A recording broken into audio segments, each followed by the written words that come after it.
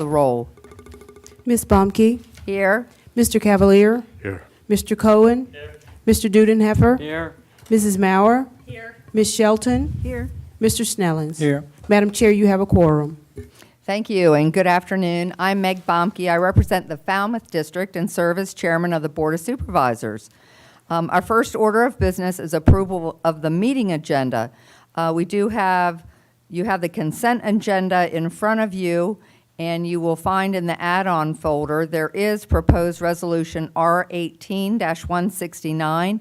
It initiates the application for a conditional use permit, and it requests authorization to hold a joint public hearing with the Planning Commission at the board's July 10th meeting.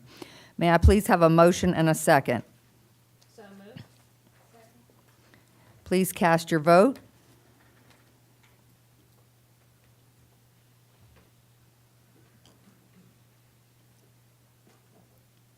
Tally the vote. Motion passes unanimously. And with that, we now have Judge Willis in our room with us today in the board chambers, and she has requested some time on the agenda. Judge Willis, welcome. Thank you. I know that I've spoken to you all before, and I'm back again today. And I want to remind everybody that I speak not on behalf of just myself. I really do stand here in a representative capacity for all circuit court judges who currently sit in Stafford, but also retired judges. We have substitute judges, and unfortunately, we have judges who have died waiting for a new courthouse. But I speak on behalf of all of them, and I'm here today again to speak on behalf of those judges. The court is somewhat concerned with regards to the process that has been implemented recently with regards to the courthouse, specifically comments that seem to indicate that somehow a small group of judges were trying to pressure you all in some untoward fashion. And let me assure you that this is not the case. For 16 years, the courts have waited for an addition or improvement to address the needs of the courthouse, and for 16 years that didn't come. I know that you all are familiar with the history of what occurred, but I think it's important to remind yourself that 16 years ago, a complete development was put into place, and that was a complex that would have dealt with the needs of the county for 30 years, and that was at a cost of $30 million. For reasons that were very understandable, the recession hit, the board decided to take another direction. But unfortunately, there began a progression of boards that simply kicked the can further down the street. Various stopgaps or add-ons or Band-Aid approaches were taken, and now we have a labyrinth of offices and covey of warrens. We actually have closets where the doors have been taken off and individuals sit to do their work every day. More space needs studies have been conducted during the 16-year period, and each one came back the same. The facility simply could not meet the current needs. It can't meet the future needs. 3.5 years ago, Mosley Architects were engaged. They came to the same conclusion, that the facility was inadequate. But the story didn't end there. The city requested, appropriately, a review by the General Services Administration. That's a state agency. And that agency came back with 3 findings: inadequate for your current use, insufficient to meet future needs, and insecure, posing a safety risk to all those who utilize the courthouse. The courthouse is also not compliant with ADA standards. The board appropriately assessed and passed an authorizing resolution, and that allowed the clerk to collect additional fees in an attempt to deal with the problems at the courthouse. Different options were developed with Mosley, and a plan was set in place.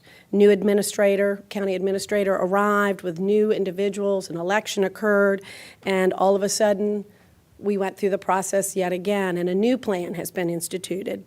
This direction, we don't know what direction it's going to take, but we want to encourage this board to think about the courthouse and to think about what it means.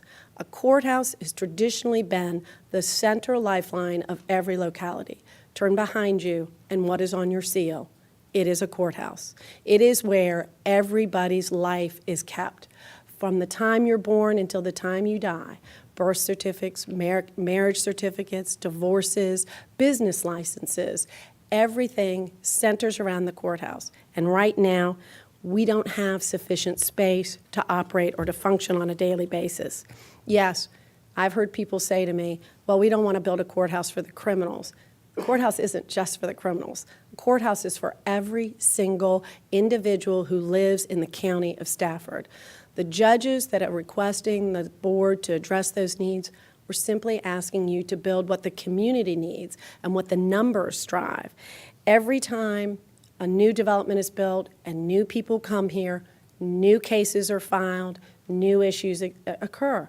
And you all have recognized this effectively because you've increased the number of deputies in the sheriff's department, the number of Commonwealth attorneys. You built a brand new public safety building. You built a Commonwealth attorney's office. This is just part and parcel of another essential government function. We're sorry that your predecessors didn't see fit to address this in a more meaningful fashion, but at some point, some board has to stand up and say, we understand what is needed and we're going to address it. Some people have questioned the size of the building, saying possibly you could fit it in a smaller space. I would just hearken to you to walk through the current clerk's office and look where people are working and look at how crowded they actually are and look at the space needs that is really needed. We have people working in closets, as I said. We have individuals that are chained to pipes for lack of space. We have hallways that are overcrowded. The list goes on. And I stand here today in a beautiful Board of Supervisors chambers that's complete. It's got more than enough seats for everything that you need. That's what you build. You build for your busiest day. You build knowing that this is a county that is rich in so many resources. You're building for the community. We ask that this board take that into account. I would ask that you would look to the future as you've done with your schools. You don't build your school tiny. You know what your projections are. Look to that. Make certain that whatever option you choose is something that will honestly and truthfully address today's needs and the future needs for the county. This isn't for the judge. It's for your constituents. It's so that when individuals want to sue another person and they come to court, they don't have to wait 3 years because there's a courtroom available and a judge who can hear it. It's so that people have timely administration of justice, which keeps them safe. Without a courthouse, those things cannot occur, and that's where we are today. I'm going to yield the rest of my time to Judge Strickland from the General District Court.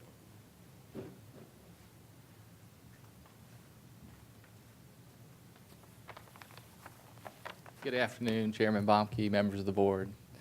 I want to thank you all for allowing Judge Willis and I the opportunity to address you this afternoon. I'm just going to read these remarks because it'll be a lot easier.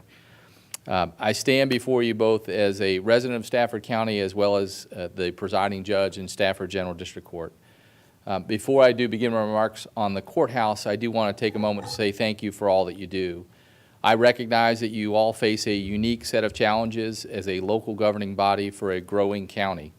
The variety and diversity of our county is such that I can only imagine the number of perspectives, opinions, ideas, and suggestions you receive from all manner of people. Having to sort through all the different priorities and constantly weighing short-term and long-term goals is necessarily a difficult and challenging job. Thank you very much for your service. I realize that's what you're all striving to do, and I don't want that lost here. The need for a new, updated courthouse facility has been recognized by your predecessors since 2002. Unfortunately, since that time, the board's composition has changed and the implementation of what is a necessary branch of our local government has been pushed aside for other needs. At the present time, as most of you know, to enter the courthouse building in a wheelchair, you must go through this building, come all the way around to the front door. I'm told this violates the ADA and that the handicap parking is too far away. This needs to be an accessible building for all citizens, and presently it's not.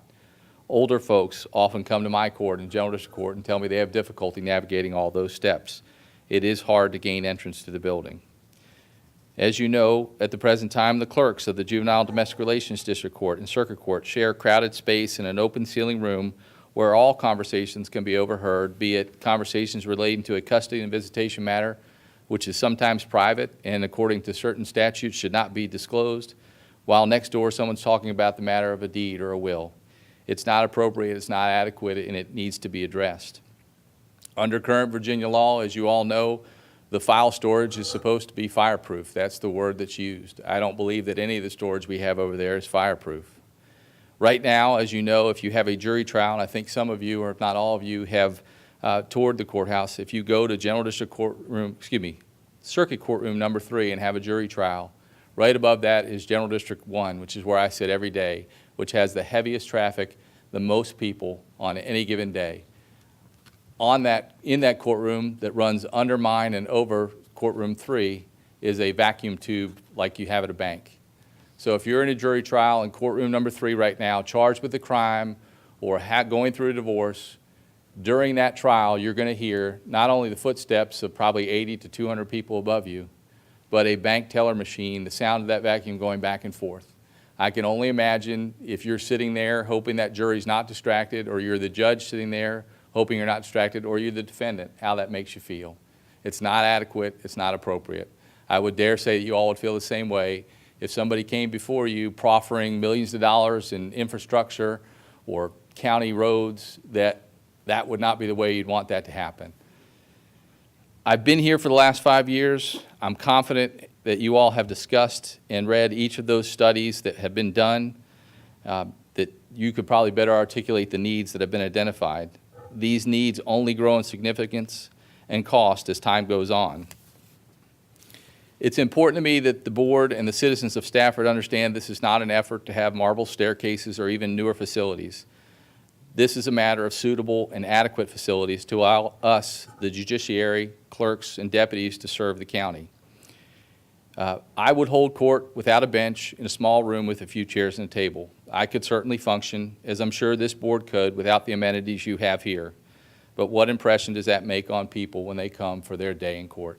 Is that really what we deserve here in Stafford? Is that really what we want to give them?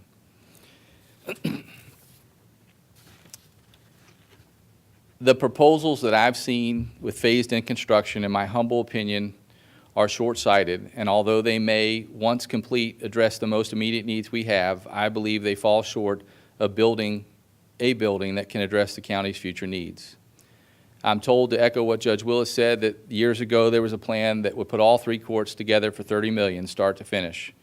I'm sure that would be more in today's dollars, but that would have been money well spent and given us a facility that would have lasted us for decades with room to grow. My request is that this board make the tough decision to spend money now, perhaps money you don't think you really have or can afford, on a facility that will allow growth, meet the needs of the county for years to come, and address all the concerns that have been outlined. Doing anything else only exacerbates the problem and creates more difficult decisions and challenges for future generations. I urge this board to approve a courthouse facility where all 3 courts remain together, a facility that has room to grow, and a facility that can serve these citizens. Thank you very much for your time. Thank you, Judge Strickland, and also thank you, Judge Willis, for your comments. With that, do we have Sean Nelson and Kyle Bates here from VDOT? They are going to give us the quarterly report. Good afternoon, members of the board. I'm actually not giving the report today. I'm actually going to just introduce Kyle to take over today. So Kyle Bates, the assistant resident engineer in Fredericksburg, and he's kind of been the one doing the heavy lifting behind the scenes for me over the last 5 to 6 years. So Kyle will be actually doing the report today. Well, I have a and- quick and- question for you, Mr. Nelson. Yes, Is the rumor true that you're leaving us? Yes, it is true. yes, it's very. I just So- want to thank you for all of your hard work. It breaks my heart, not saying anything about you, Kyle, but it breaks my heart. You've done just yeoman's work for Stafford County, and I am very grateful for all that you've done, and working with you has been an absolute pleasure. I appreciate. It's been an honor for me to serve with you all. It's been Mr. great. Nelson, I want to echo Ms. Mauer's comments. It's been a pleasure in the last 6 months. You've taught me an immense amount, and I'm sorry to see you go, and I will absolutely welcome you, Kyle. Mr. Dudenheffer. Just, I think you owe me for your promotion because You were pushing me out. You I kept told- saying it. I told the secretary that I thought you did a great job, and the worst thing could happen here would be for her to transfer you, and Here a it month is. later, there you are, getting transferred. So Yep. thank you very much for your work here, and I think you have a great future. Thanks, I appreciate So it. Kyle, so just so everyone in the audience knows, Sean is going to the Richmond district.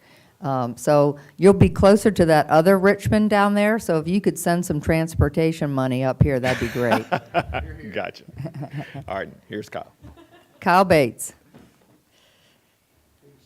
Yeah, very big shoes. I appreciate you all having me here today. Like you said, my name's Kyle Bates. I'm the assistant residency engineer. I have been studying under Sean for about the last 5 years, kind of behind the scenes, but I'm definitely looking forward to talk to you all today. And I think I've dealt with all of you at one point in some capacity or another. So with that, I'll go ahead and get started with the board report. So we'll begin with some of our construction projects going on. I'll go through and give you some of the recent updates that we've got here. We'll begin with the I-95 630 interchange project. We are looking to close the entrance of the school there at Colonial Forge. There's a water line installation that's going to occur after school is closed for the year. Scheduled to set the bridge beams over I-95 in mid-August. We are going to be in the late summer, early fall, we're going to be moving the existing commuter lot to a new location east of I-95, and that is going to have the same amount of parking spaces that the old commuter lot would have. The fixed completion date for this project is set for July of 2020. We have the I-95 southbound Rappahannock River crossing. Construction is slated to begin in August. The scheduled completion is for 2022. The Pardon Our Dust meeting will be held from 5 to 7 p.m. Thursday, July 12th at James Monroe High School. For preliminary engineering, we have the I-95 FredEx Hot Lane extension. The interchange justification report was just completed. The design build contract, we look to award that in fall 2018, with construction beginning in spring 2019, with the estimated completion of 2022. We have the temporary signal at Route 1 in Telegraph Road. The signal was just recently redesigned to avoid a right-of-way conflict that we had. The temporary signal will be installed prior to the school year, beginning of the school year. In regards to some of the maintenance activities that we have, Vista Woods, an ongoing pipe replacement project that we have. We're still on track. We're looking to resurface the subdivision in 2022. That is still the plan, but we are going through and replacing pipes. Most recently, we have Chlor Drive, which is a lined pipe. That was closed on July 11th through traffic, and that should be completed by June 29th. We have the Telegraph Road drainage improvements. That's the section between Route 1 and 95. That work is slated to begin on July 9th. We have sent some informational packets out to the surrounding homeowners and Quantico as well. And then most recently, we've had the Bells Hill storm damage. The road is currently closed due to a significant roadway failure. We're working on getting some geotechnical borings to send to the contractor. We're going to look into getting some soil nails potentially. We're getting that project estimated right now. I don't have a timeline for you, but as soon as we get something, we will absolutely pass it along.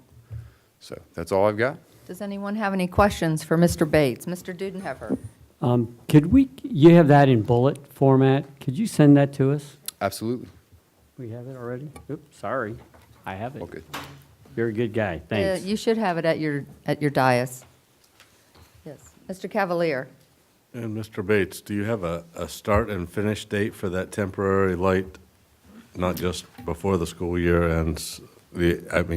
Now that you've had the right-of-way questions cleared, do you know actual construction dates? Which I know it's not a lot of construction. It's Right. It's not something that's going to take too long, but I can absolutely get that to you. That would be nice. Thank you. All right, Mr. Snellings?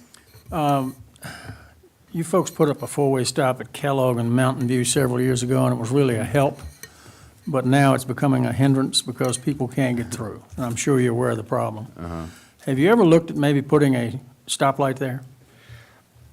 Because right now, you've got certain points that you've got a mile back up. Right. On Mountain View and on Kellogg, even when school is out. It has gotten to be just unbelievable. We could look into it. The intersection would have to meet the signal warrants, and I'd have to look and see where it was the last time we performed that study. But I can absolutely look into it. All right. good. Thank you, Mr. Bates. All right. Okay.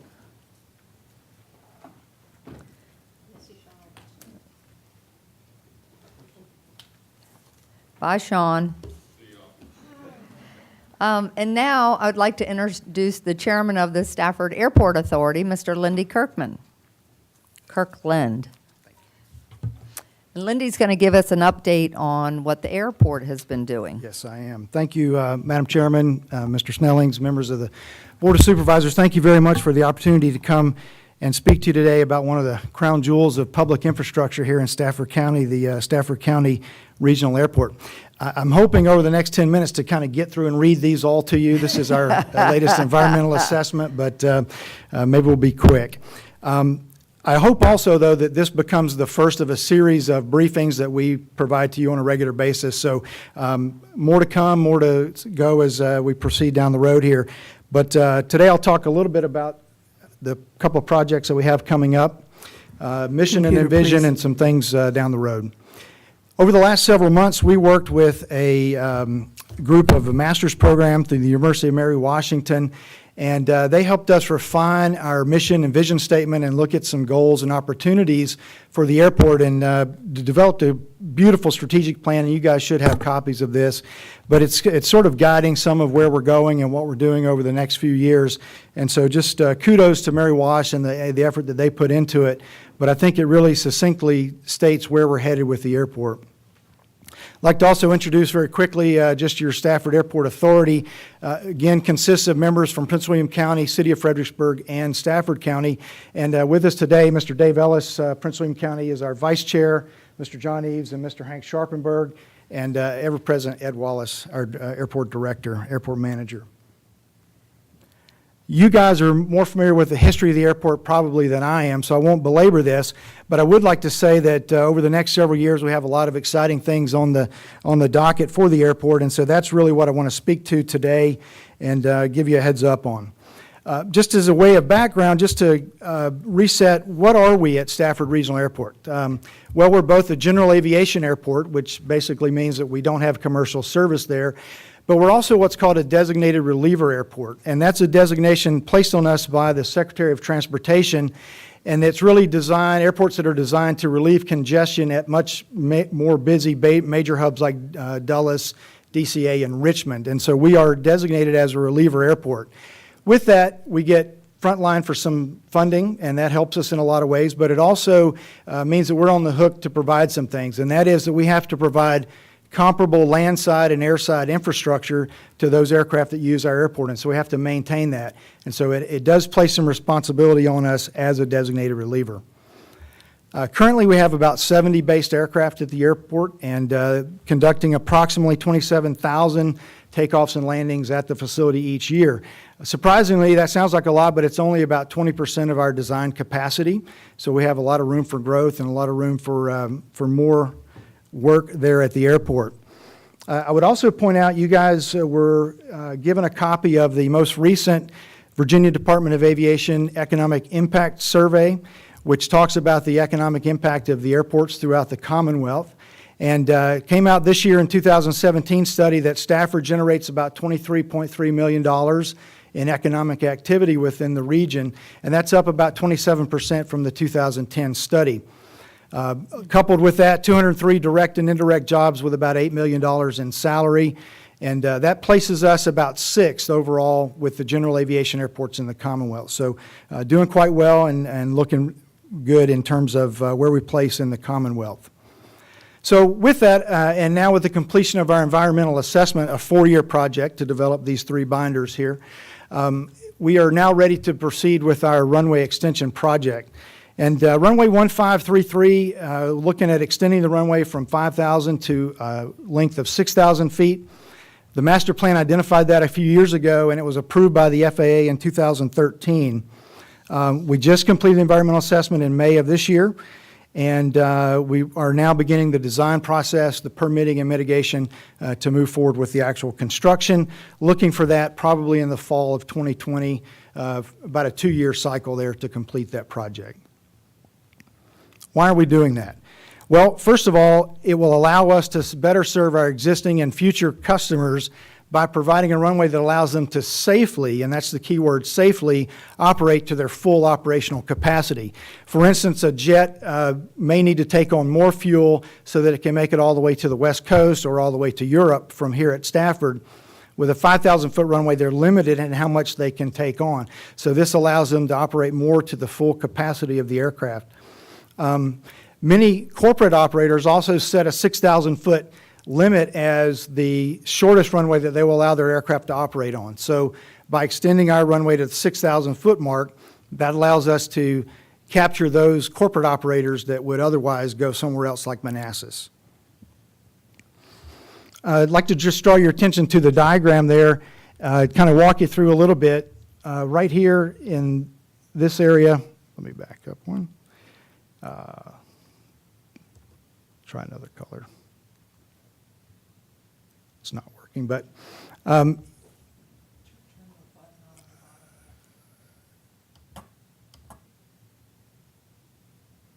was not the right button. You probably still have you see the part in yellow, that's the new runway extension. The current runway stops just short of that. There are a lot of infrastructure things showing on the diagram there, but I would call your attention to the area that says Stafford EDA property. That's actually now airport property. We have completed the land swap with the EDA, and that's now airport property. And so what that means is we will not require any acquisition of land to complete the project that we have. So our boundaries now go with where that is. Also, what may happen as we get into the design and the detailed work there may need to be some navigation easements purchased from property owners west of that for trees and things like that that might pop up into the runway safety zone. But as we get into the detailed design, we'll know more about what that looks like. In the interest of time, the next issue that I wanted to bring up with you is the reinstatement of the normal pattern for runway 15. As we've discussed on a couple of occasions, we've been operating in an abnormal or a non-standard pattern at Stafford for many years, basically due to the bird hazard associated with the landfill. That hazard has now been eradicated with the closure of several cells at the Stafford County landfill. And so now with the completion of the environmental assessment and the look at it, the FAA has mandated that we go back to a normal pattern for runway 15. And so that will occur on 19 July is when that pattern will be reinstated. So looking at down the road as we talk about these projects and others, really our goal is to reach out to the community, to engage with the community and make the Stafford Airport really a key piece of the economic development here in Stafford. So with that, I will entertain any questions you may have. Does anyone have any questions for Mr. Kirk? Yes. Mr. Cavalier? Will this 6,000-foot runway allow for a takeoff for a transatlantic flight also? With some aircraft, yes. Yes. Yes. Okay, thank you. Mr. Snellings? You're changing the runway pattern. That's going to create some angst in some of my constituents. Do you have any plan to notify folks of that change? Yes, sir. Thank you for reminding me of that. We, in discussion with Ms. Baumke a couple of weeks ago, we agreed that now that we've completed the EA and we're ready to move forward with the runway extension project, we are going to hold a public information meeting on the 2nd of August.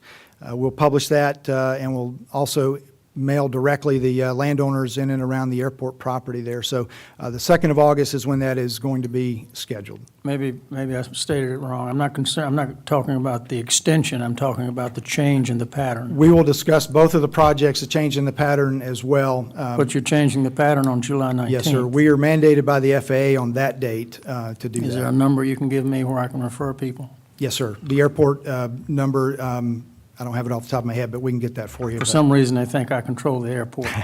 So I want to make sure I get them to the right person. The other question I have, and I think I know the answer, but just to verify it, the property that you have swapped with the EDA, Yes, sir. will that require any rezonings? I do not believe it will, no, sir. Okay, thank you. All right, great. All right. We look forward, thank you for this report, and look forward to future reports. Thanks for the opportunity. All right, and thank you for hosting that public hearing on August 2nd. Appreciate that. We will now have presentations by the public. If you'd like to comment, please remain courteous and respectful to members of the audience and to the board. It's important to please keep track of your time at the podium so that everyone who wishes to do so will have time to address the board. If you're here to speak about one of this evening's public hearings, please hold your comments until the appropriate time at the 7 o'clock session. Each speaker is allowed 3 minutes. Speak slowly and clearly into the microphone and begin by stating your name and address. Please refer to the light on the podium to monitor the time of your presentation. Green indicates the start of your presentation, yellow indicates that you have 1 minute to summarize your comments, and red obviously indicates that your time is up. I do have 2 speaker cards up here. The first one is Mr. Gregory Gavin.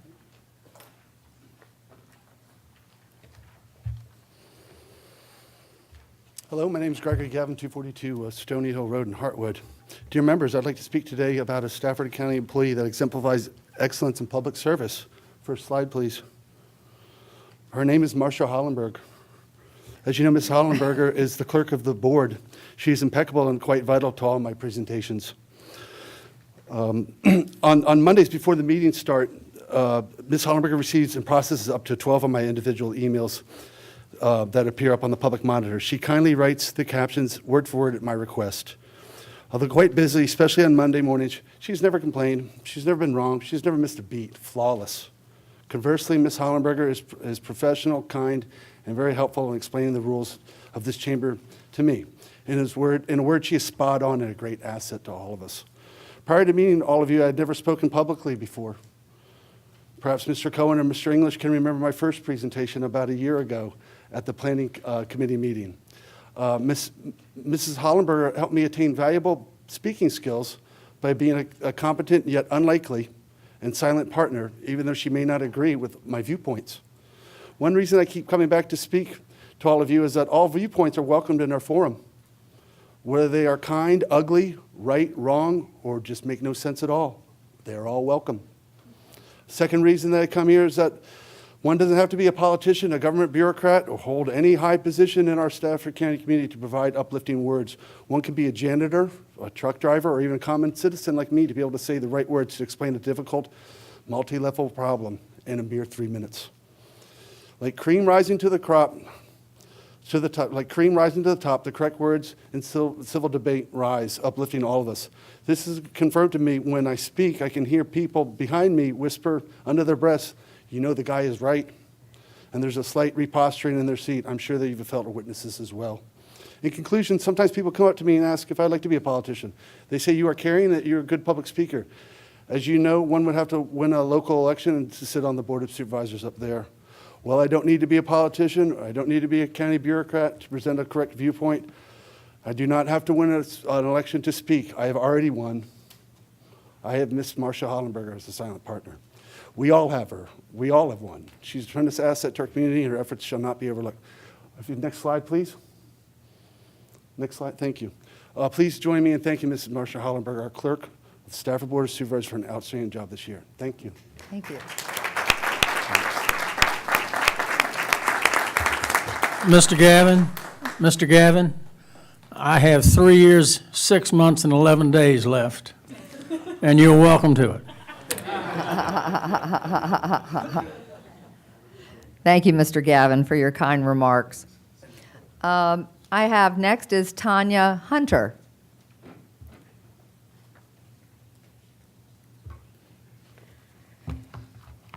Well, first, I want to say thank you. Thank you for affording me this opportunity to speak and to be heard, more importantly. My name is Tanya Hunter. I'm a Stafford resident, mother, wife, community volunteer, attorney, certified Virginia Supreme Court mediator, former women's lacrosse player, and former prosecutor. I have coached for the county's basketball program, and while I do not remember whether any of the teams won championships, I am proud to say 2 of them won the Red Fines Award for sportsmanship. It is not my intention to stand here to embarrass anyone. I am not here to complain, nor am I seeking an apology from anyone. I'm here to inform you so you are aware of the issue I experienced with the Stafford Lacrosse Association organization this past season, and to make some suggestions on ways that those issues can be addressed so that the organization becomes worthy of our daughter's trust. I'm willing to discuss the specifics of what happened to me if you would care to hear about it. But for today, I'd like to keep my comments and my time to suggestions how to make things better. While I don't want to go into detail, I do need to probably explain briefly. There was a hostile, unnecessary, disrespectful email was sent that involved me. It was sent on March 10th. After several requests for a meeting to address the many communication issues that the 7-8A coaches had, as well as to make the email issue a priority, the meeting was not held until Monday, June 11th, after the season ended. At that meeting, the girls' commissioner became hostile and enraged and acknowledged his frustration during the season, even said he attempted to quit. The president, the girls' commissioner, my husband, and all 4 7-8A coaches were present and witnessed this behavior. I asked for an apology from my husband and myself about the email, which at a minimum we were entitled to. Despite the girls' commissioner's acknowledgement of his frustration, which had nothing to do with me, the president defended the girls' commissioner's email behavior and even attempted to blame me. Once I realized I was not going to get an apology and that these men in a position of power were going to attempt to blame me for their bad behavior, I left. I have not heard from the girls' commissioner, the president, or any SLA officer since that time, despite sending an email last Thursday to all of them. The indifference continued. I witnessed indifference throughout the season after the head coach periodically raised concerns. While my specific issue could have easily been addressed with an apology, my fear is that there is a culture of disrespect and indifference when women in the organization raised issues. I have to be clear what my concern is. Bad communication occurs every day. It is an attempt to cover up the bad behavior and discredit the person who has been wrong that is the true danger to the residents of Stafford County. Using a position of power to minimize and devalue another person is inexcusable. We all have had bad days. Ms. Hunter, can you Yes. wrap up? Oh, yes, I'm sorry. My suggestions, quickly, I appreciate you giving me a little extra time. My suggestions so that I'm part of the solution, not the problem. The first one, and I've actually mentioned that I appreciate Ms. Maurer and Mr. Dudenheffer for taking time out of their schedule to listen to me. The first one would be management training for all board and organization leaders to include diversity as well as gender and cultural differences for all of the sports organizations that have user agreements.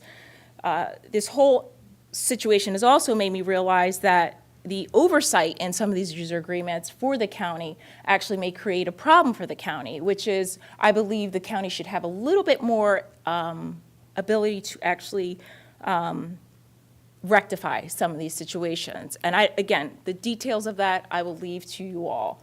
A swift and complaint process for all of these sorts of problems so they don't languish and fester as it did in this situation. The bylaws that address misconduct and discipline should also apply to the officers. That was not present in the bylaws that in our organization. Any changes to the bylaws, rules, and regulations should not be taken off websites that have access to the public without the approval of all board members. There's a lot of background information. I'm sure these are just Right, Ms. tidbits, but there's background. Right, you obviously have a lot of valuable information there. If we could ask you to, if you have that written up, if you could present that to Ms. Hollenberger? I can surely forward it to everyone. Okay. So with And that, then- I don't want to overstep my bounds, so I will thank you again for your time, and I appreciate you hearing me. All right. Thank you. Thank you. All right, with that, is there anyone on the right side of the chamber that would like to address the board? Okay, is there anyone on the left that would like to address the board? Okay, with that, I will bring it back to the report by board members. Mr. Snellings. Thank you, Madam Clerk. Just very quickly, I was very fortunate and honored to be asked to present one of the awards at the first annual, I call it the Academy Awards, the Excellence for High School Musicals. It was held at the Riverside Dinner Theater about 2 weeks ago. It was a great event attended by over 400 people, and it was really the first award show for high school theatrical. And I tell you, the students were just thrilled by it. And I was honored to be asked to present one of the awards. And it's going to be an annual event sponsored by the Riverside Foundation and the Riverside Dinner Theater. And believe me, if you haven't been to a recent play at the Riverside Dinner Theater, you need to go. It really is good. Thank you, Madam Chair. Mr. Cavalier? Yes, thank you. Couple community events first, and then a report on the Public Safety Committee. I attended the Friends of Widewater State Park group meeting. Just for everyone's information, the state legislator did pass a budget that included operational funds finally for Widewater State Park, so it will be open and for business here very soon. I think September 1st is the target date. A couple canoe and kayak ramps out there that should be open shortly. There's 2 ranger residences there, as well as a visitor center, some educational learning opportunities for school groups and such, as well as trails and those kind of amenities. Access to the water is public access to the water is the key for out there. So looking for good things. If you haven't been there, take a drive out. Also attended North Stafford High School graduation ceremonies on Saturday. Mr. Dudenheffer was there with me. And then the Public Safety Committee meeting, just to highlight some issues there. The School Security Task Force headed by the sheriff, they have finally come to closure with putting school protection officers as a pilot program in 3 of our elementary schools here this fall. And at that time, we'll do an evaluation quickly to see if we can expand that particular program. So in light of what's been happening recently, we think that's a very good move. We did also review the volunteer fire and rescue funding policy, which we'll talk about later in detail. And then at the request of Ms. Hazard and the school board and the superintendent, we also discussed the penalty for passing stopped school buses, and that's becoming a real problem in our county. We've had some accidents. We've had people put the lives of school children in danger out on the road. So what we're looking at doing, possibly after the sheriff has had a chance to review it, is putting cameras on all these school buses, and therefore then you would be targeted for a fine or other action based upon what you did at the site there. So it would be something that we would have video evidence on and would hopefully curtail this activity that we have out there right now, where it's only if it's reported by the bus driver and followed up upon, maybe you're going to get a fine. But this will be a much more efficient process, and we're just first steps into that right now. So that concludes my report. Mr. Cohen? Thank you, Ms. Giles. I've been sort of busy. Ms. Baumke, Dr. Chase, and I all went to the Empower House event that was held at the Fredericksburg Country Club. The Empower House is a tremendous organization that helps battered women, abused women, children who have been thrown out of their homes, as well as a very strong anti-bullying campaign. That group wants to, and Dr. Chase wants to, bring that into Stafford County Public Schools. It's very much involved in Spotsylvania schools, and they'd like to get it into Stafford. And to that end, at Colonial Forge, there are several clubs that are working together to do a fundraiser next fall and tying it into our counseling office's anti-bullying campaign. And we're working to get other clubs as well. The bullying back when we were younger of just calling somebody short and dorky, is not the same as nowadays where they are in the internet and causing a lot more pain to people. And I think it's excellent that this group is trying to do something about this, and that we need to work with our schools to help with that. There was a public information meeting by the developers for the Rappahannock Landing Apartments. That would be down behind Old Forge and Rappahannock Landing off of 17. If you were not one of the many people who turned out for that, and we had a good turnout, certainly you can check our website and check with our planning department to get information on that. That process has just started, but it is something that people would want to keep an eye on. I attended the Make a Difference Awards, which the county did. And I give Mr. Foley great credit for the self-depreciating humor. They recognize 119 employees, and I've had the good fortune of interacting with many of those who were nominated and knowing many of the ones that were nominated. And it's a remarkable group of people, and it's great to see them get acknowledged for their work. Ms. Shelton and I went to the annual Ramadan Interfaith Iftar dinner at the Masroor Mosque in Manassas. This was a very moving experience, not quite the Presbyterian church service that Ms. Baumke and I go to every week, but nevertheless, it was a very moving experience. I attended and sort of observed the excellent fire and EMT training exercise that they did 2 Saturdays ago. This takes a great amount of coordination and planning on the part of our staff, and also the amount of work involved by the men and women who are in a fire and rescue. It involves teams from Fauquier, Quantico, the city, the airport, many other organizations, and it was a testament to our people, how well they coordinated it and did it. Also to Lisa Davis, who is the EMT teacher at Colonial Forge, and her people, most notably Jason Tolson, for their work and helping and coordinating that. I was very nicely invited to attend the Strong Tower Church's Hero Weekend. This is an amazing church in my area. They had a former Washington Redskins quarterback, Doug Williams, speak, who was very inspirational and an amazing man, and it is really just a great church.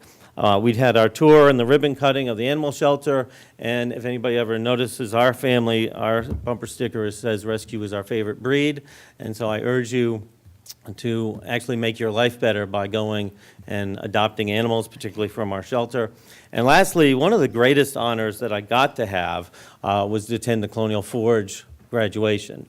I have been involved with graduations for over 30 years, as in them, a flunky, coordinating them, running them.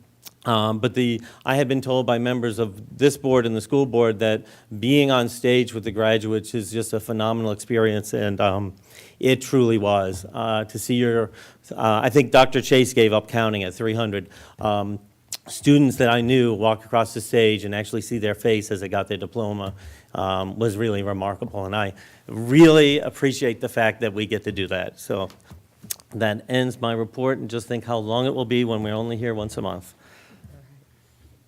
Mr. Dudenheffer. I'll pass. Mrs. Maurer.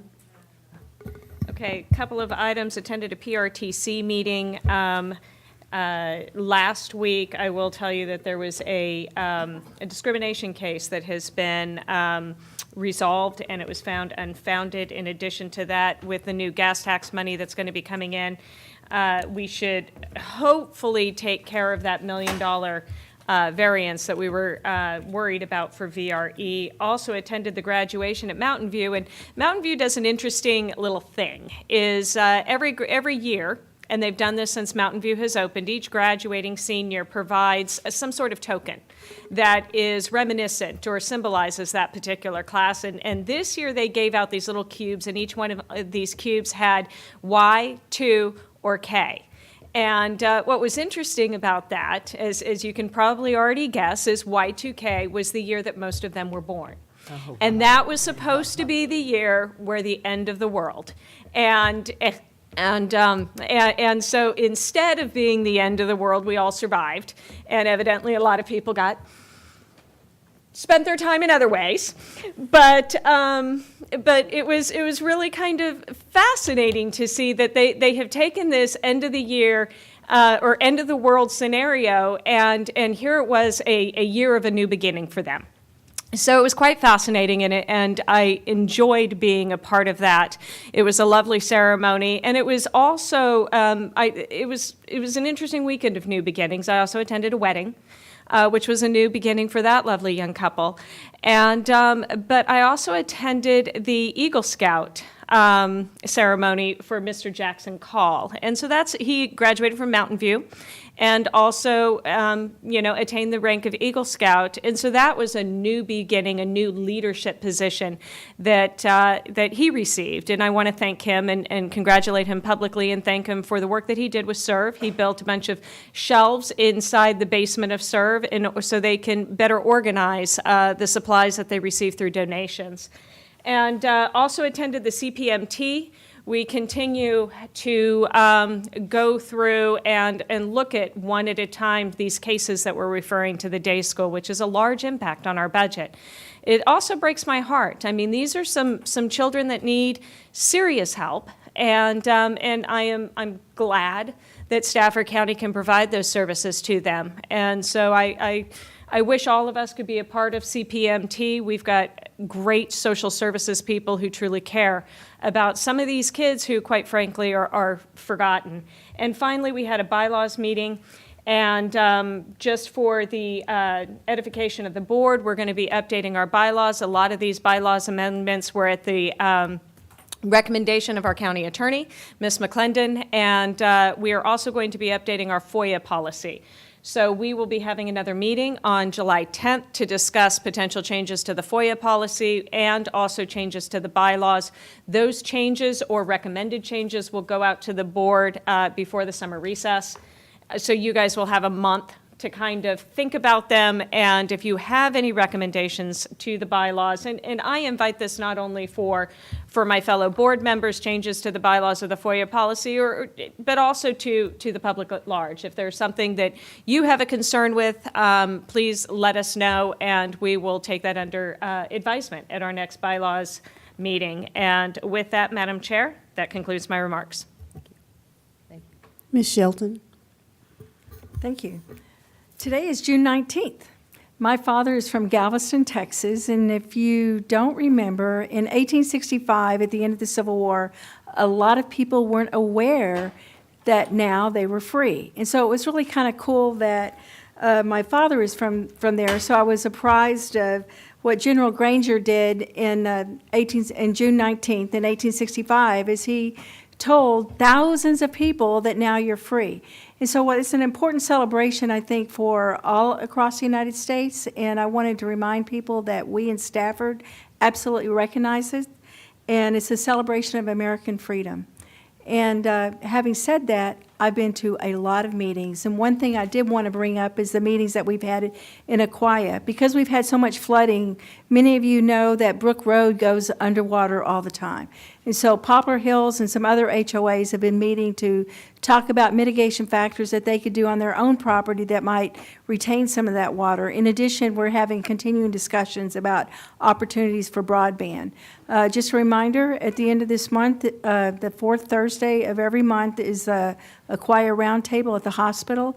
Today we're going to, or not today, but next week we'll continue our discussion about broadband if you guys wish to attend at 7 p.m. And Ms. Baumke. Yes, thank you. I had the pleasure of attending another Dare Day graduation out at Pratt Park, and for those of you that are not aware, that event is run by the Sheriff's Department, and for the first time in probably 10 years, it was actually less than 82 degrees out there. So it's always wonderful to go out. I know the Stafford High School football team and the cheerleaders are there, and it gives the young people something to aspire to and just have fun with the older children. So that's always a phenomenal event. So thank you to the Sheriff's Department.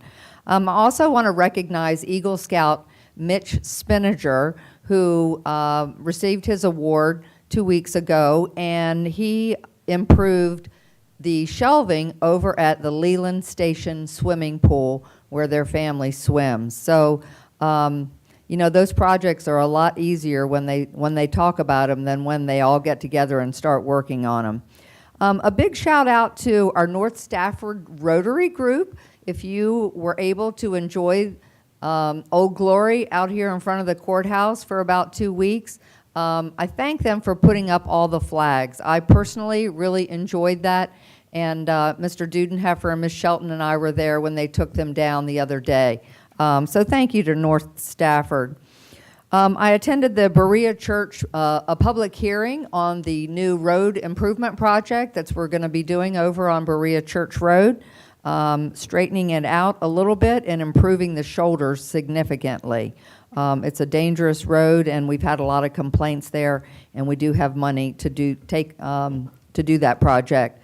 Last night at the George Washington Regional Commission, also known as GWRC, we approved our smart scale projects through FAMPO and GWRC, and we've talked about that a lot, and we'll be coming back July 10th with our final approvals. I'm looking at Mr. Dayton, and he's shaking his head.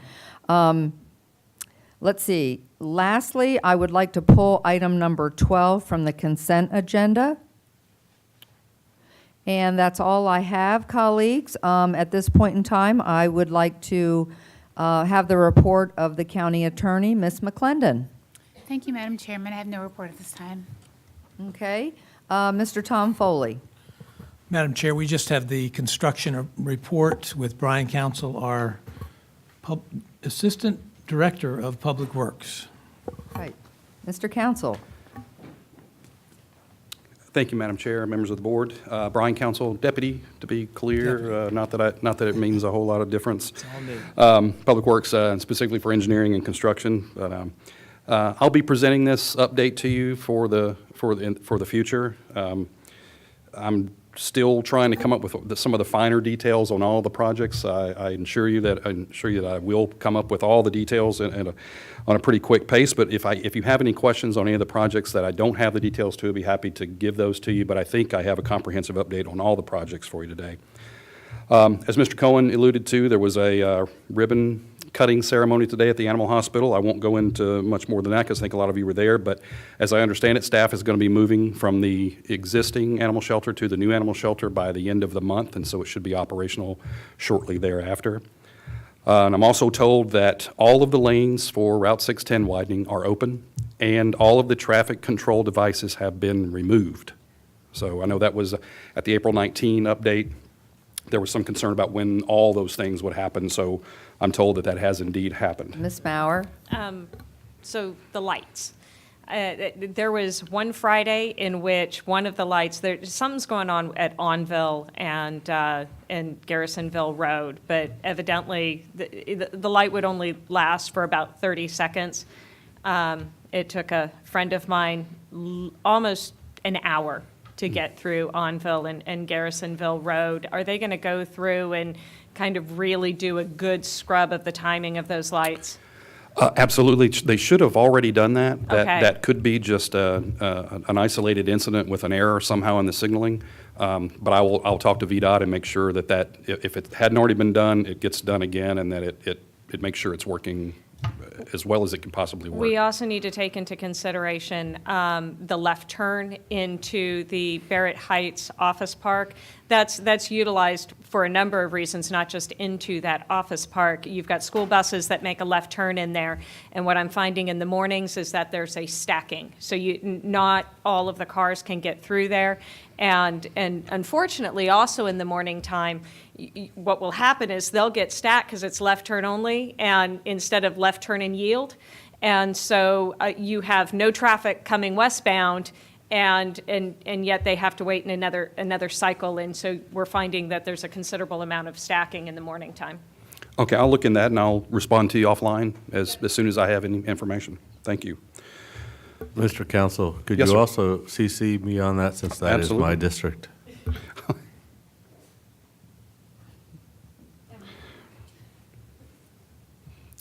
Oh, another question? Yeah. Oh.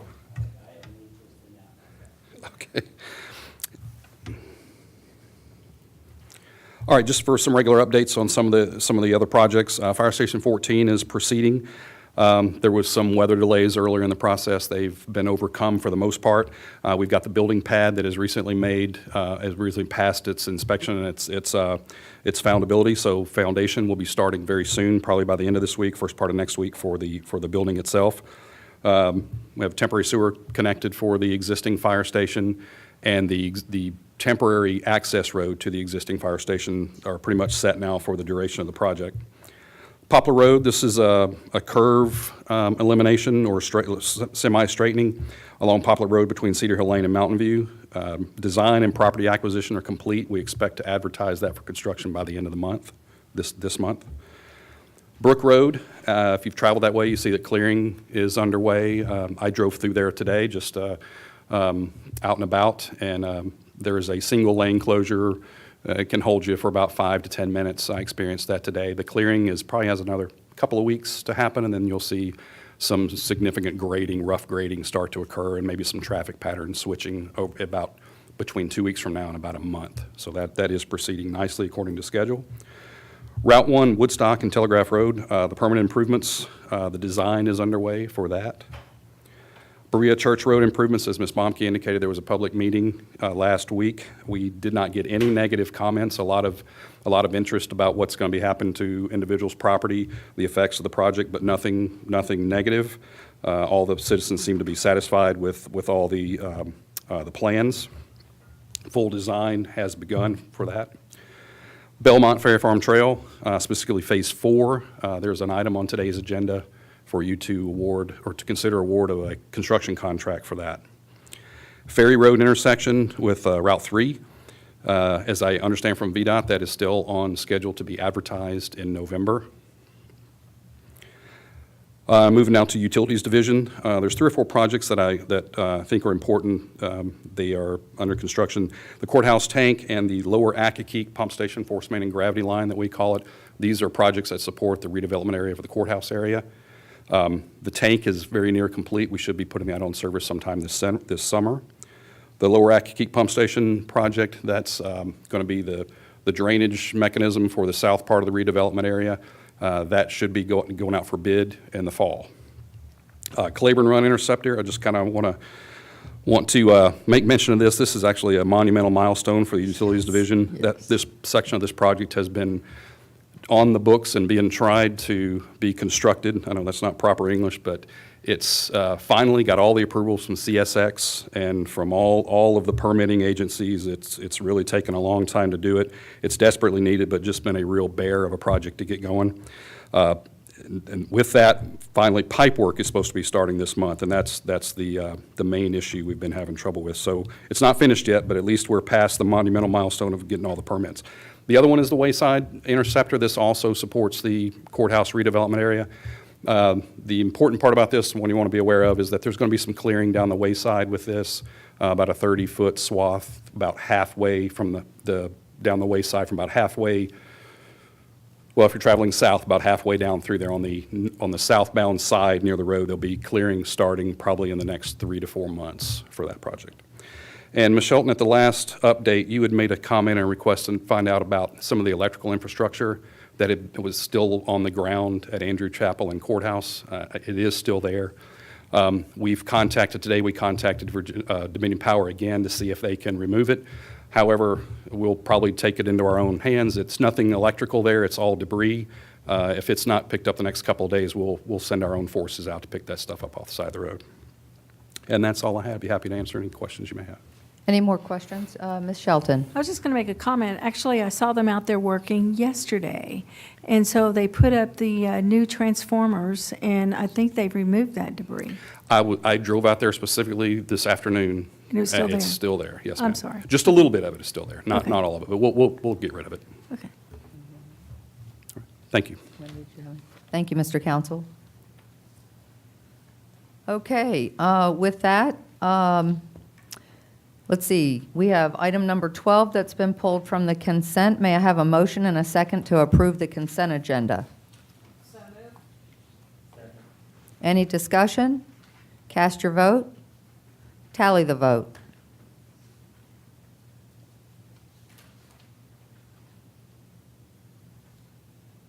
Motion passes unanimously. So the only reason I wanted to pull item 12 is just, I'm so excited about the Belmont to Ferry Farm Trail, and this Phase 4 is going to connect from Pratt Park down to the Chatham Bridge. So now people will have the ability to walk down to Chatham Bridge, and if they choose to go into the city, walk across the Chatham Bridge. Of course, take your life in your hands there. But this is just a really exciting project. And for those of you that live up north that want to come down, if you ever get on any of the trails in southern Stafford or over in the city of Fredericksburg, it is just phenomenal, all the different people you will see out on the trail. So I want to thank Mr. Dayton for moving this forward, and I'm very excited we get to make this award today to W.C. Spratt, if that's the pleasure of the board. So with that, I'll move for approval of R18-150. Any discussion? Cast your vote. Tally the vote.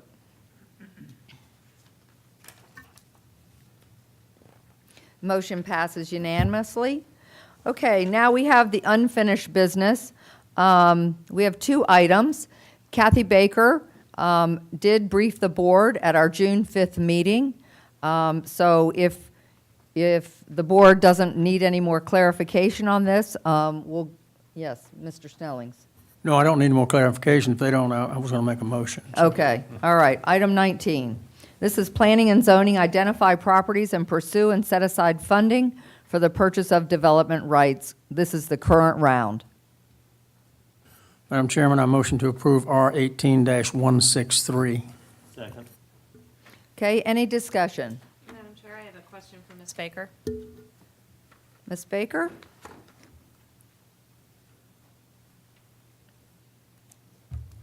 Good afternoon. Hi, Ms. Baker. Hello. So I have asked the question several times. There are some concerns with the process and our policy with the PDR that has led to the utilization of PDR funds in a manner that concerns me. I was wondering, what is the update as far as updating the policy to prevent that in the future? Is that going to be coming to CEDC anytime soon?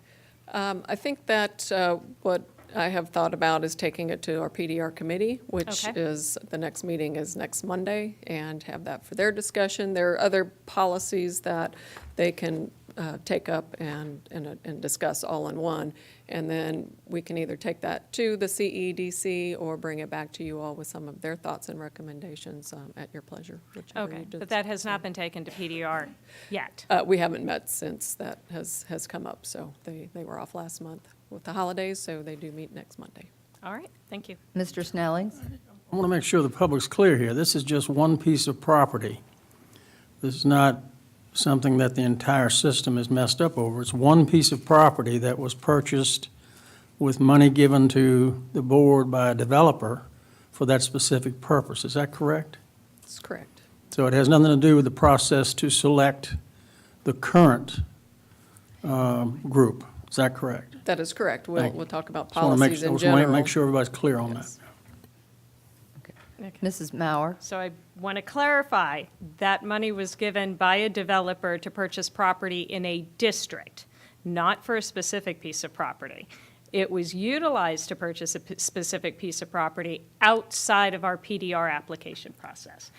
Okay, I just want to make sure, because the developer did not give it for a specific piece of property. It was earmarked by the former Aquia District representative for a specific piece of property, who was also a donor of his. So that is my concern, and I want to make sure we tighten up those rules. Okay, excuse me. Mr. Cohen? It's just, thank you, Kathy, for all your work.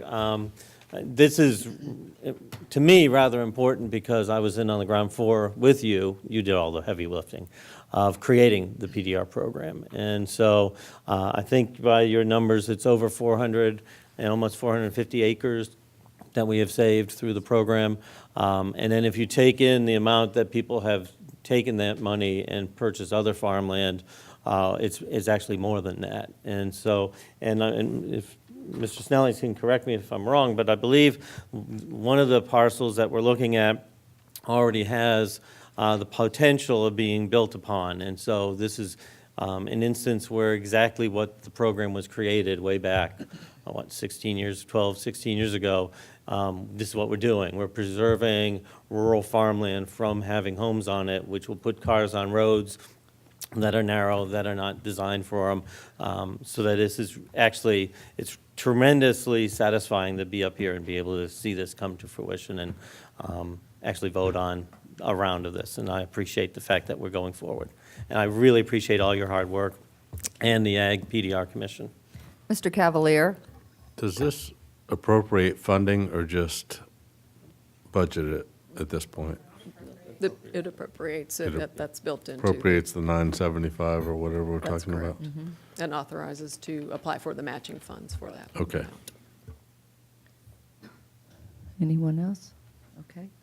All right, we have a motion and a second on the floor, proposed resolution R18-163. Ms. Mauer would like to comment. Oh, you changed mine, okay. All right, with that, please cast your vote. Tally the vote. Okay, that motion passes 4-3.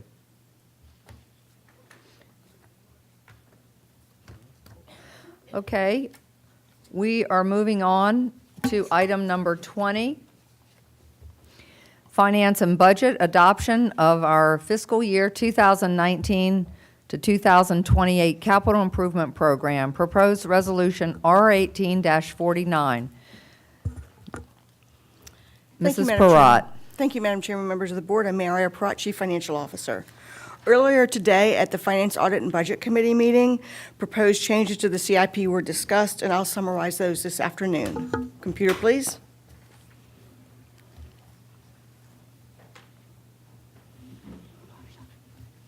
Could we have the presentation, please?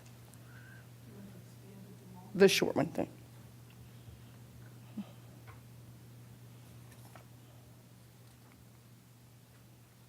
Thank you. As the board is aware, the CIP is a planning document, and before any projects can be implemented, further steps would be required. For example, if Fredericksburg Christian School were to be purchased, there would need to be an authorization to hold a public hearing. The public hearing would need to be held by the board, and after the public hearing, the debt could be authorized and funds appropriated. And after the completion of that process, the school board could move forward with the purchase of the property. So just wanted to make sure everyone is aware this is just for planning purposes, and other steps would be necessary to implement the CIP. The proposed CIP does meet the primary needs of the courts and schools for the next 10 years, which is the term of the CIP. A major adjustment was made to the court building, bringing the cost to about $40 million. The first phase addition to Fredericksburg Christian was moved out to FY25, and the second addition was removed entirely from the 10-year planning period. These changes reduce the operating costs and operating impact on the budget of the CIP, and it is well within the projected debt capacity limits. At the Finance, Audit, and Budget Committee, the committee did vote to recommend the proposal with two further changes. One would reduce the cost of the high school by $20 million. The other would eliminate the first addition to Fredericksburg Christian.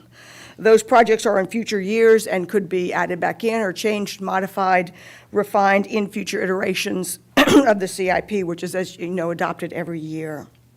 We have provided updated summary sheets and an updated resolution reflecting those changes by the Finance, Audit, and Budget Committee. And, of course, the original recommendation is in your package as well. I'd be happy to answer any questions you might have. Any questions for Mrs. Parat? Ms. Mauer. So, Ms. Barat, and I know you had to adjust the spreadsheet very quickly, but the original CIP, one of my major concerns is the total summary of budget impacts, line 106. There wasn't a change with the removal of Fredericksburg Christian or the reduction of $20 million for the high school. Am I reading that correctly, that that's probably maybe A Those formula error? That line is an incremental change. Okay. So you'll see those changes reflected in earlier years. That last year, because the debt was eliminated sort of during the middle of the CIP, you'll see it in those years. Okay. These are incremental numbers. Okay. So the total impact is reduced, but the incremental numbers at the very beginning, at the very end, are unchanged. I questioned that same thing when I was upstairs working on this, so. Okay, any other questions Yeah, for I'm Ms. gonna have Parat? We can- Okay. Do we have a motion? So moved for the amended version that came Okay. out of the Finance Committee. Okay, so we have a motion on the table and a second for the amended version, not the motion, not the package that's in your board packet. So that removes the Phase 1 of the Christian school addition and reduces the high school by $20 million. Any discussion? Mr. Dudenheffer? I'll continue to comment on this as in addition to the budget, but there's 0 road projects proposed in this capital improvement plan for the next 10 years. I repeat, 0. They've included a line now that talks about $1 million a year going into the road project, but that money is not appropriated or guaranteed. It is end-of-year money that may or may not be available. And we've had years in the last decade where there was no money available. So you cannot plan for having that money. We will receive some additional funding based on the legislature's passing of a floor on the gas tax, but that also is a diminishing dollar amount as the expenses for the Virginia Rail Express increase. So the single biggest problem in the county of Stafford and our CIP or budget don't address them one bit. So I will be voting no on any of these. Thank you. Would anyone else? Ms. Shelton? Yes. One of the very interesting things I think that we've learned in the last few years is that our children are really basically formed by the time that they go to school.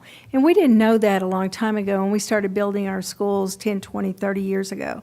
And so, in fact, this morning I was at a breakfast with the governor, and he talked about the vision for the Commonwealth to provide preschool for all children, not just the special needs children. And I really support that because, frankly, the scientific data supports that, and we can't ignore that data. And so one of our challenges as we see as we go forward is, what do we do about that? If we now know that all children need to be going to school earlier, then we need to have a vision for all those children. And one of those visions are, and we know very well that from just talking to our teachers, that children do better in their community schools.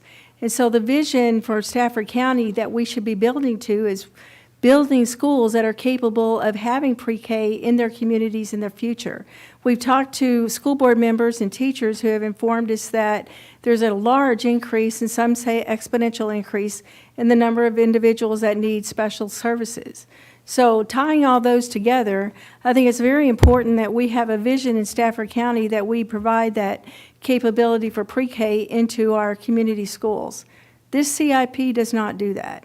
And that's one of the reasons why I won't support it, is because I think here we have a responsibility to look to the future and build schools that match to what our needs are going to be, not pave a cow path that is what we currently have. Thank you. Ms. Maurer? All right, so a couple of things with this CIP. It's been a new process, and there has been some good and some bad with this new process. And the first thing I want to focus on is the good, and that is our staff. They have worked hard. I know they've put in a considerable number of extra hours. I know at our last meeting they felt a little dejected because, you know, we asked them to go back, but there are two components that we need to look at in the CIP. Yes, it is a planning document. I get that. But the last CIP was planning for some significant tax increases. And that's when affordability then became the issue. And so I really appreciate the fact that they re-wickered the numbers. And they've also managed expectations on what money is available in order to do the new courthouse and do the high school, which is desperately needed in those out years. And so I am grateful for that, but it still is a planning document. So just because these numbers are here doesn't mean I'm going to, I'm not putting my stamp of approval that I'm going to appropriate these exact numbers as they are being presented. But I want to talk a little bit about the bad during the CIP process, because it gives me considerable pause. And so during this process, I understand that there is, emotions run high. People have their projects that they want to see approved, and I get that. But it is not good for public discourse and debate and open and honest communication when threats occur. And so there have been some interesting threats that I have received during this process, and I won't go into it, if you don't support X, we're going to vote against you. And one of the beautiful things about having cancer, and yes, I still have cancer, is that I don't know if I'm going to see my next election. And it gives me that I don't have a long list of I'm going to go to state delegate and then governor and then president. It's not in my plan. And so that gives me kind of a unique experience. But there's one threat that does need to be addressed. And Ms. McClendon, I received a call from one of the judges, and they had said that they had sought legal advice and that they were going to sue us. And that the only reason that concerns me, and I am not questioning anybody's integrity, but we've got a lot of cases before them. And to have this threat and them deciding Stafford County's future, it concerns me. And so I think we need to, we need to look into whether or not it's appropriate to have our cases being heard by the same people that are threatening to sue us.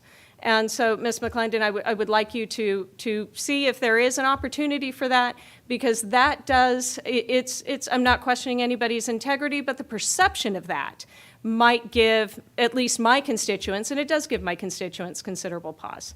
Thank you. Thank you. Mr. Cavalier? This is my 15th CIP.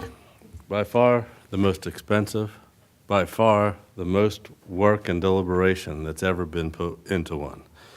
So for anybody to think that we didn't consider this thoughtfully, they're seriously remiss. And for a couple of the newer members, you weren't here for the beginning of it, I get it.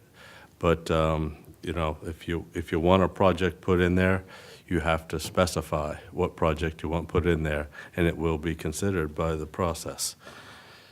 This was the first year of a joint process with the school board.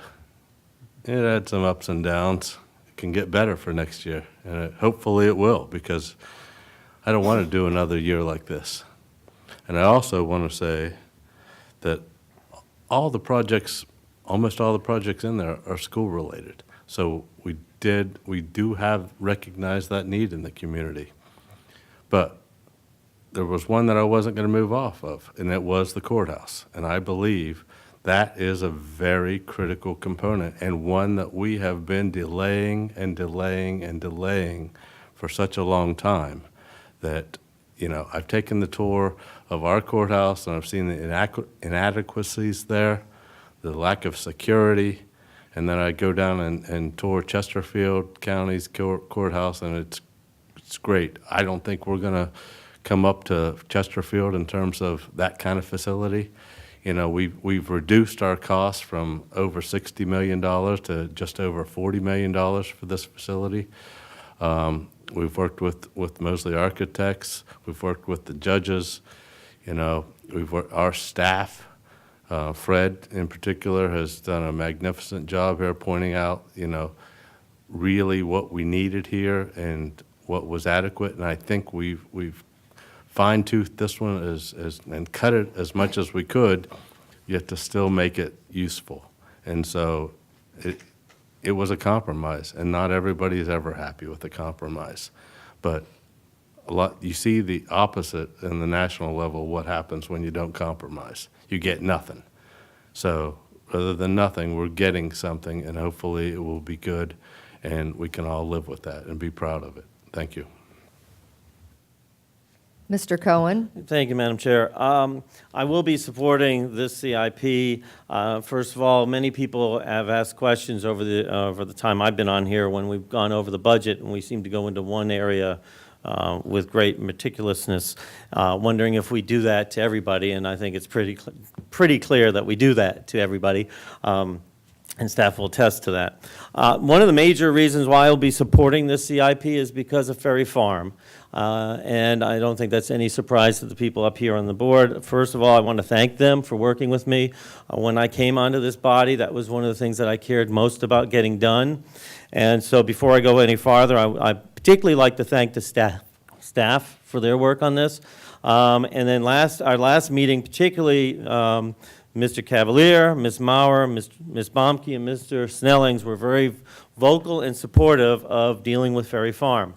When I got on this board, Ferry Farm had not been dealt with in a decade, and the rebuild was going to be another decade. So that's 20 years. If you figure that from kindergarten through 5th grade is 6 years, that's 3 iterations of children that would be in a substandard building until it actually got addressed. I did not think that was appropriate. The people here 2 weeks ago saw that we can't afford everything, and I think that was very much clear that the idea of trying to do rebuilds and building new elementary schools and building everything that everybody wants was not possible. So the goal had to be doing something credible and realistic and meaningful for Ferry Farm and doing it ASAP. And this CIP does that, and I'm very, very appreciative of people's help in getting that. About a month ago, we had a joint meeting with the school board, and the sort of the feeling was, oh, we'll get to you and we'll deal with the CIP, sort of some issues with Ferry Farm, and trust us. And I held up the list of projects for this summer, and there was nothing for Ferry Farm. And thanks to members of this board and members of the school board, most notably my counterpart on the school board, Mr. McCosker, but also Dr. Chase, Ms. Healy, and Ms. Young, we really kept the pressure on. So 2 major things have happened for Ferry Farm, and I'm sorry, I'm going to harp on this. One is we have gotten real issues dealt with in real terms. So what that means is that this summer, you're getting issues dealt with the gym / cafeteria. Next year, when they start looking at lights for all the various schools, Ferry Farm is at the top of the list now, where before it was somewhere maybe on the bottom, if on there at all. And I thank Ms. Maurer for really helping with that one.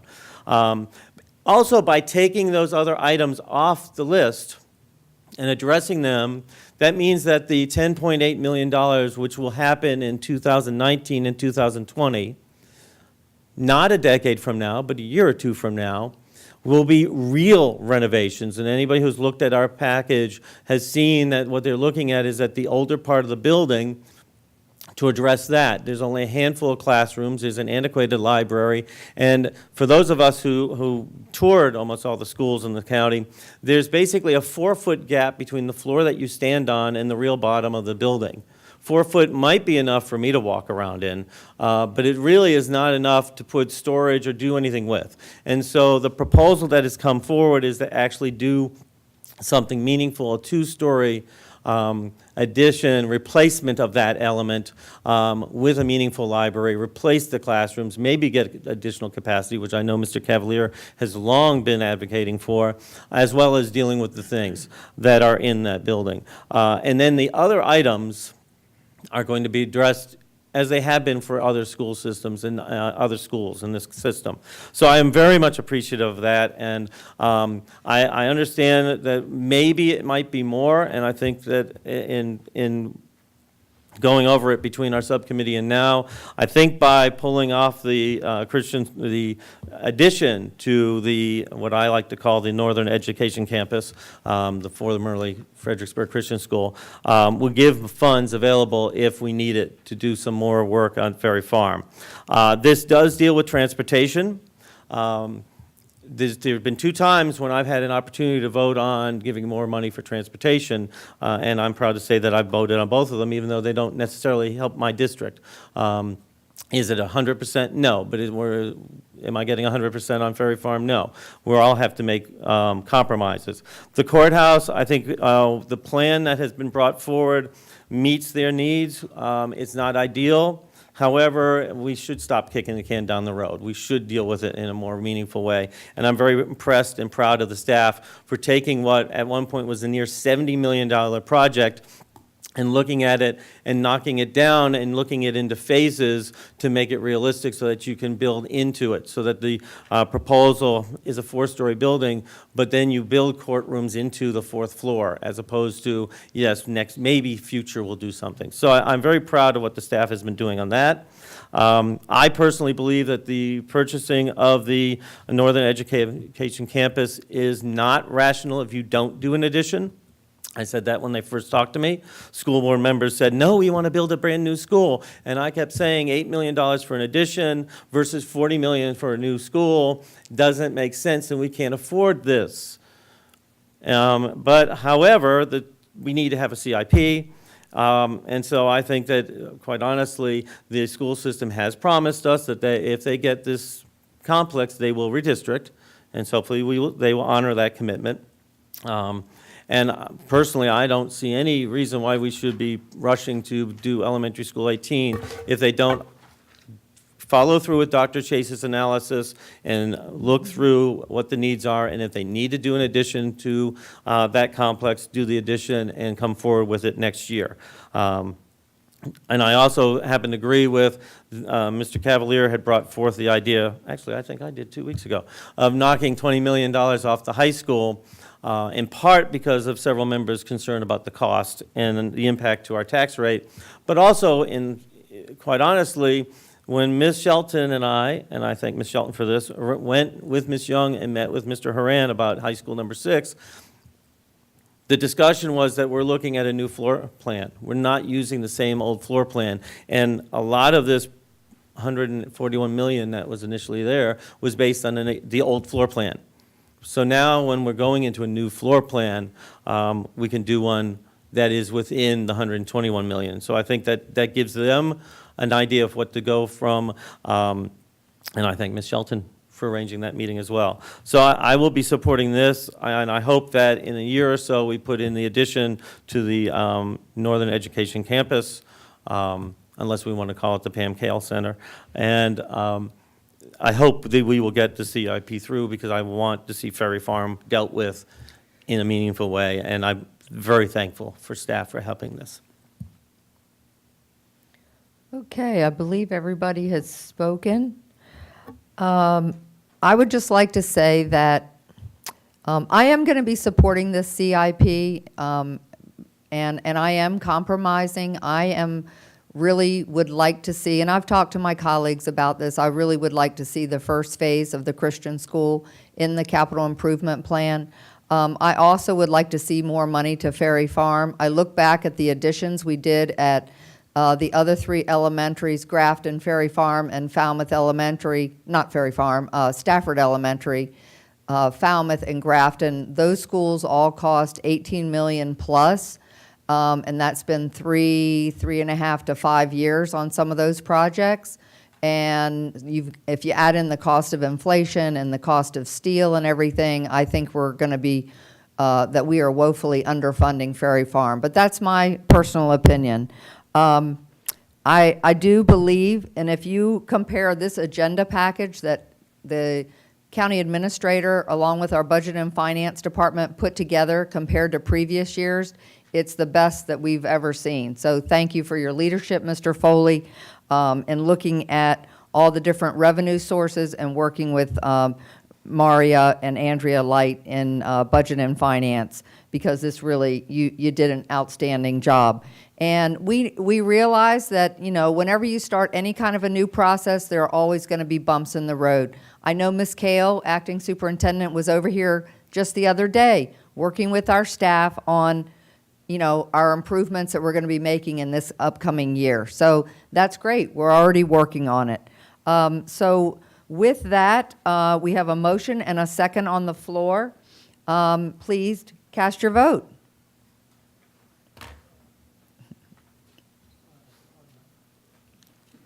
Tally the vote. The CIP passes 5-2. Thank you.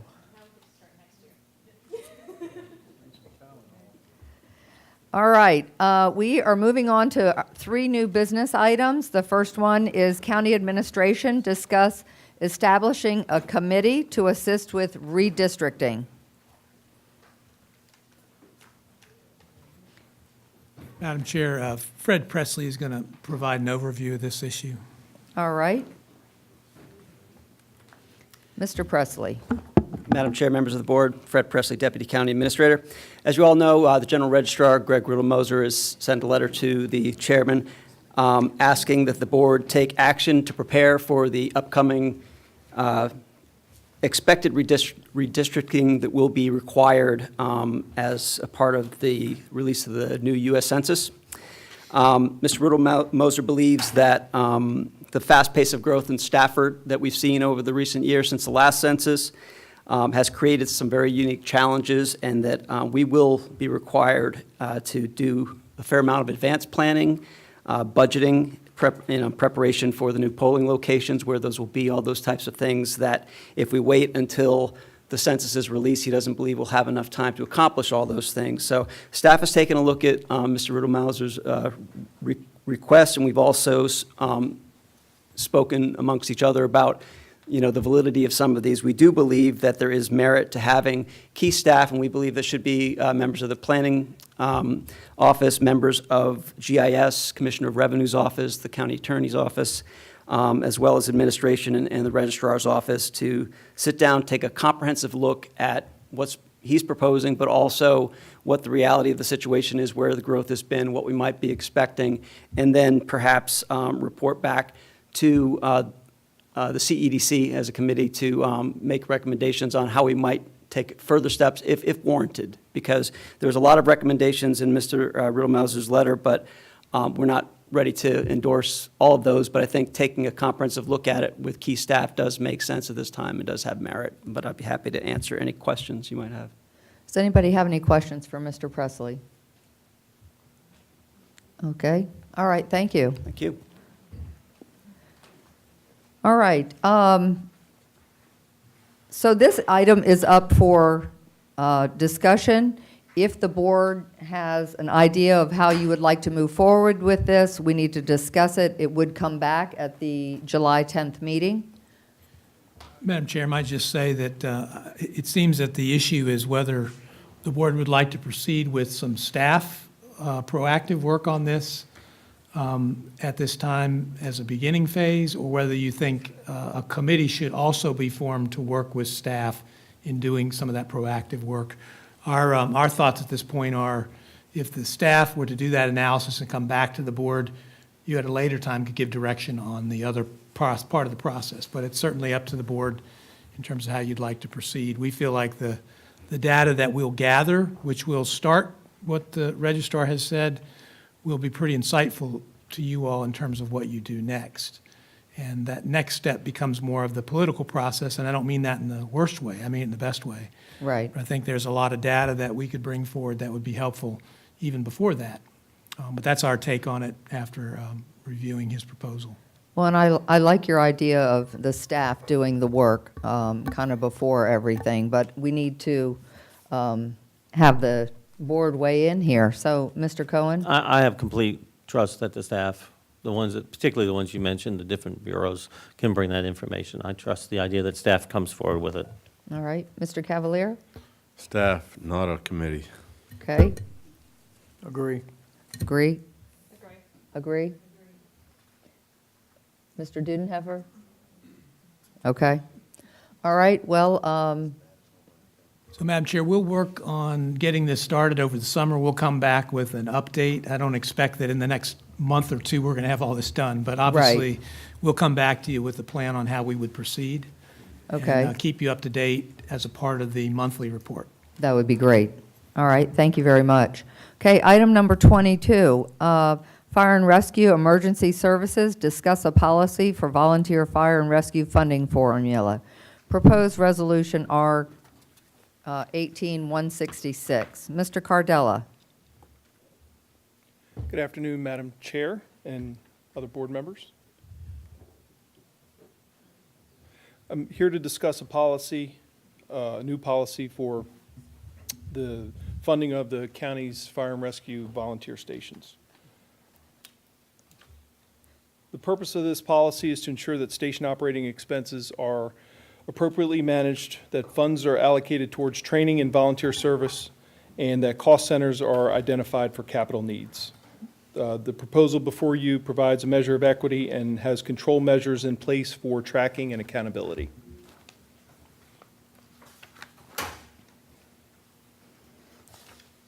The process addresses three specific areas: annual operating funds, volunteer system training and incentive funds, and capital needs and maintenance expenses.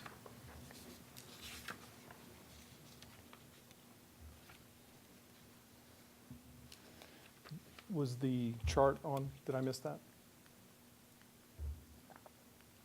Okay. It's out of order. Okay, so go back one. Just want to bring to your attention that currently there is no policy in place. And the goal of this policy before you is to provide stability in the system.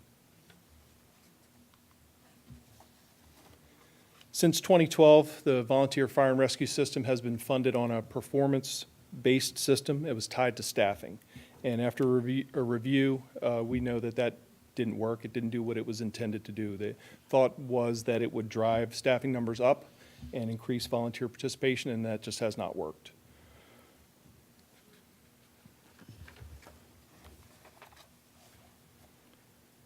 The Volunteer Fire and Rescue FY19 proposed budget was initially prepared as a zero-based budget.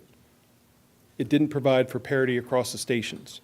And it was proposed at $484,025, which was a savings of $63,322 over the previous year. And those savings were rolled into the volunteer coordinator position. And that position should be on board within the next few weeks. Interviews are next week. So at the direction of County Administrator, we were sent back to the drawing board to come up with a proposal that provided greater parity, encouraged and retained volunteers, and was presented in a format that detailed financial data on the investment that we are putting into our volunteer stations. My staff worked with the Volunteer Fire and Rescue leadership as well as the Fire and Rescue Association to develop a funding policy and a method for providing three categories of funding. The first is annual operating costs to be recorded in station expenses for tracking and analysis.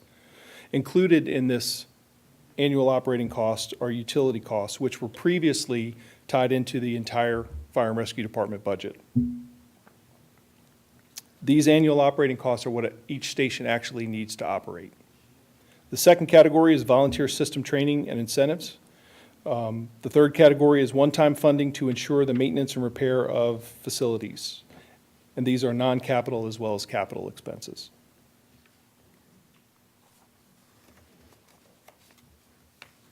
This is a quick overview of the funding strategy. The top section, the proposed FY19 budget, was the initial effort.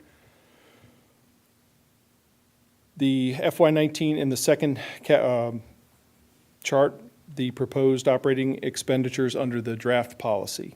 $485,960 includes the utilities costs for each volunteer fire and rescue station.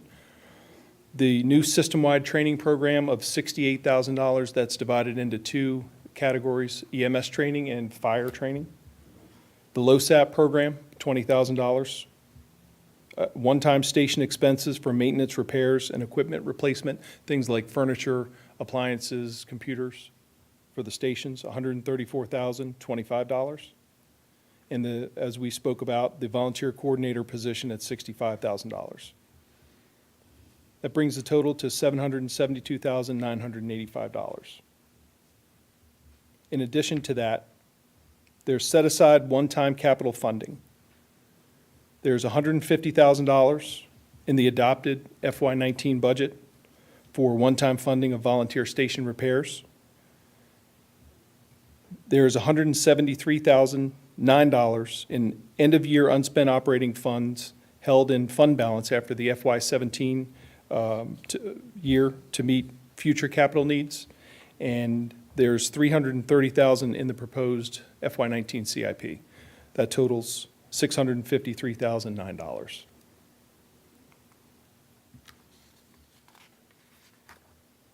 In addition to the three categories of funding, these are the things that are already covered under the Fire and Rescue Department budget. Things like apparatus, repairs, fuels, lubrication, maintenance, all of our insurance, personal protective equipment for each member, initial volunteer orientation and fire and EMS certification training, communication systems technology, and medical and other expendable supplies and equipment. These are things that the volunteer fire rescue stations do not have to pay for.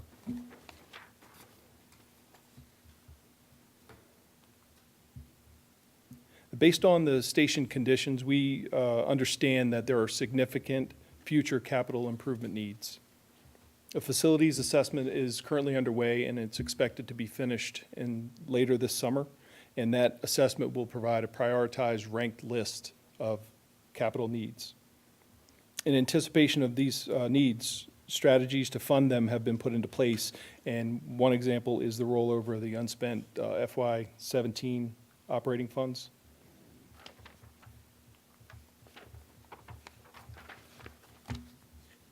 The additional commitments to the volunteer fire and rescue system, the adopted FY19 budget includes, as we discussed, as I went over a few slides ago, the $150,000 in volunteer station repairs, and the proposed CIP has $330,000 also in volunteer station repairs.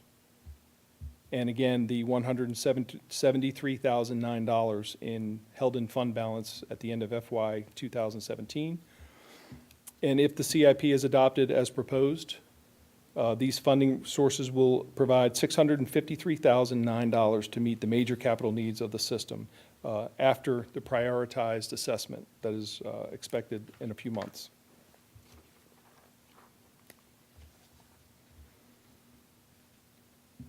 So in conclusion, attached is a policy that represents considerable improvement in providing transparency to the board, to the public, and to our stakeholders. Throughout the annual budget process, we understand that there's going to be more work that needs to be done to normalize the budgets and create opportunities to recruit and retain volunteers while communicating across the system to the citizens and to the board. And it's also very important to note that this proposal was put before the Fire and Rescue Association last Wednesday night, and it was approved unanimously. And that is a testament to their dedication and to the work of Assistant Chief Granger, Kelly McCartney, and the rest of staff, all of the FRA and the volunteer fire and rescue presidents and chiefs.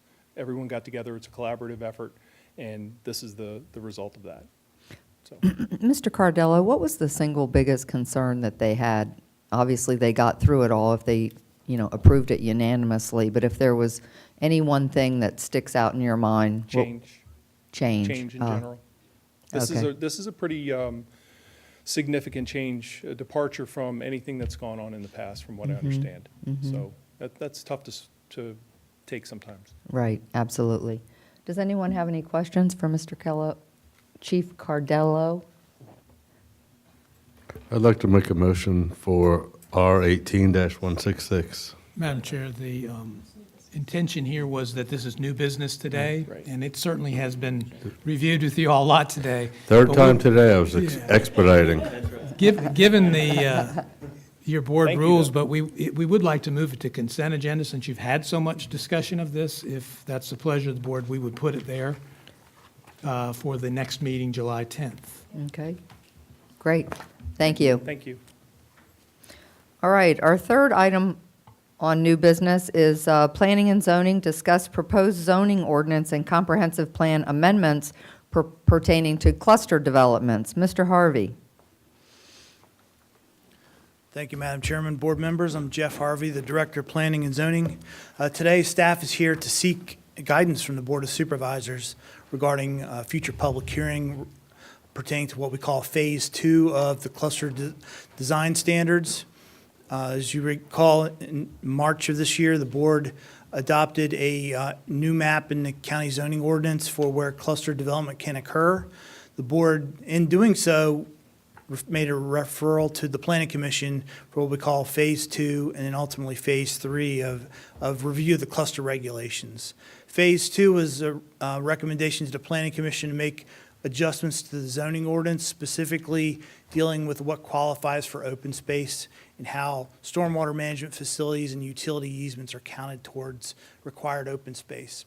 Also, the board asked the Planning Commission to make some amendments to the comprehensive plan, specifically adopting a map in a comprehensive plan that mirrored the zoning ordinance map that shows where cluster development should occur. Also, there was some reorientation of the comprehensive plan language to form a new chapter to make it clear that all the cluster regulations and discussion is in one place. The board, when it sent the referral to the Planning Commission, gave the commission the opportunity to make adjustments as it deemed necessary. The commission did make several adjustments, and staff had made a recommendation to them as well. The staff recommendation was to take the listing of all the cluster standards from each one of the individual zoning categories and put it into one discrete table so it was easier to understand.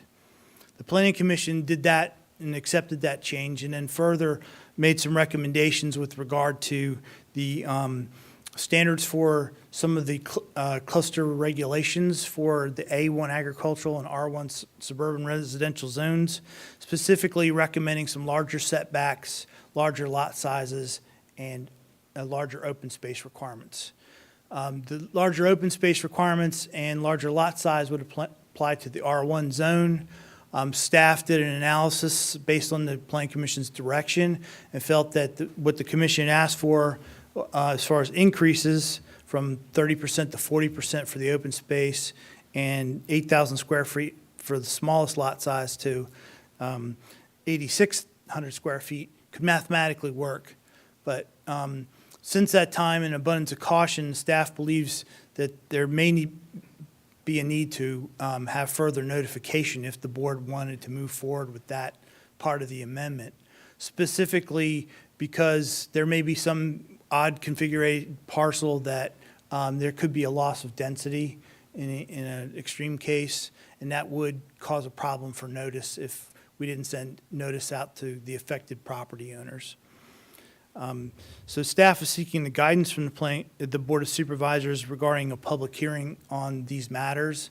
I will note that the Planning Commission, when it looked at the cluster issue, broke it into two parts. One was the map. They went forward with a public hearing on the comprehensive plan map in April, and then they also had further adjustments to the comprehensive plan text and the zoning text in May. Under state code, the board only has 90 days in which to take up a change to the comprehensive plan as recommended by the Planning Commission. So that currently puts the board in the posture of needing to have a public hearing on July 10th for the comprehensive plan change. Should the board not want to proceed in that manner, the board could send these items back to the Planning Commission for additional public hearings. The staff would like to seek guidance from the board on the proposed changes to the R1 zone that could have an issue with notification. All right, does anyone have any questions for Mr. Harvey? Ms. Shelton. Mr. Harvey, first of all, thank you very much for all the time that you've been giving me to address it. And I really like what has been done. And we've made a lot of significant changes to our cluster ordinance and cleared up some really interesting parts that were really causing some conflicts. And I am concerned about the R1 and that notification, so I appreciate you bringing it up. I'm still, I like the wording, but I'm still concerned about the definition of the open space ratio related to PD2. And even though it's not within the cluster ordinance, because now we've changed our view of what open space is, I think we have an opportunity right now to clean that language up as well. Would Yes, you ma'am. like to talk to that? Yes, thank you, Ms. Shelton. Ms. Shelton and I had a discussion earlier today, and we have various forms of open space in our zoning ordinance. And one type of open space we have is on your lot, which is basically dealing with lot coverage, how much of your lot's green space versus rooftop and pavement. We also have open space that's associated with buffers, and we have open space that's required for cluster development, which it usually has a percentage of an overall development site. So our discussion was, well, we probably need to make the ordinance a little clearer in nomenclature as to what these different types of open space are, and maybe make some adjustments to that. That may be a consideration for the board if you decide to ask the Plan Commission to hold additional hearings and revisit these matters. Okay.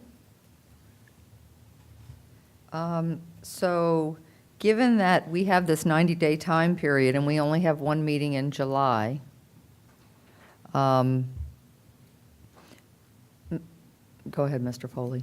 Maybe, Jeff, you could just clarify the staff's recommended action at this point.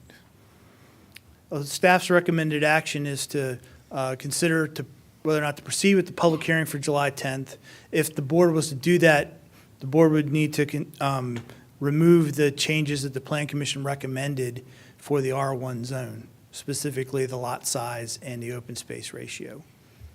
If the board's inclined to go with the Plan Commission's recommendation, that would, again, require additional public hearings with notice to individual property owners in the R1 zone. Be inclined to go with staff's recommendation. But given, so we're going to put this on the agenda to advertise for approval in July. July 10th, yes, ma'am. Okay, not have the public hearing in July. We can do the public hearing in August? No, ma'am, the public hearing would have to be July July 10th for Okay, so the, then for the we would comprehensive need to plan portions. waive our bylaws, is what you're saying. Madam Chairman, Supervisor Meyer, we're asking that you deem the matter time sensitive such Okay. that we can advertise it and meet your July 10th meeting. Okay. Madam Chair, I'll make that motion to deem this matter time sensitive. All right. Does anybody else have any questions for Mr. Harvey or Ms. McClendon? Okay. All right. So we're voting on if we consider this item time sensitive so we can have a public hearing on July 10th with the Planning Commission. All right, cast your vote.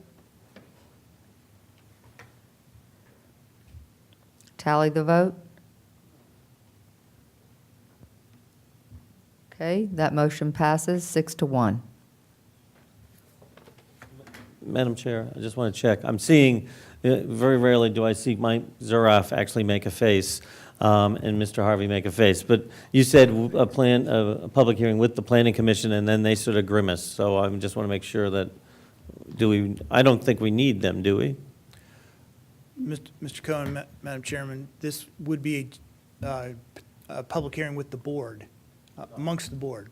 Okay, no Planning Commission. It's not a joint public hearing. It's not a joint. Oh, okay. All right, so I misspoke. So can we, how do we dispense of that? I believe the motion was to find this matter time sensitive, and the board's vote was to find the matter time sensitive. Now that the board has found it time sensitive, we're actually going to ask the board for action, which Okay. would be authorizing the public hearing on the comp plan amendment and authorizing the public hearing on the zoning text amendment without the Planning Commission's modifications as to the R1 district. And I will make that motion, Madam Chair. All right, we have a motion and a second. Any discussion? I'll just ask Mr. Harvey if you'll send me those so I can put them on my various pages, so I can let my people know. Thank you. Okay, we have a motion and a second. Cast your vote. Tally the vote.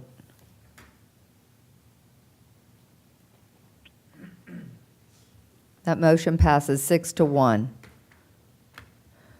Okay.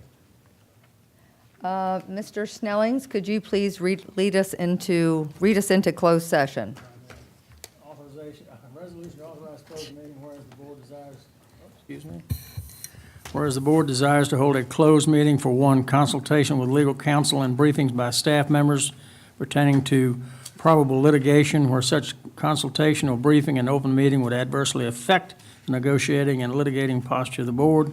And two, discussion concerning a prospective business or industry where no previous announcement has been made of the business or interest in locating its facilities in the community. Whereas pursuant to Virginia Code 2.2-3771A5 and A7, such decisions may occur in closed meeting. So moved. Okay, I have a motion and a second. Cast your vote. Tally the vote.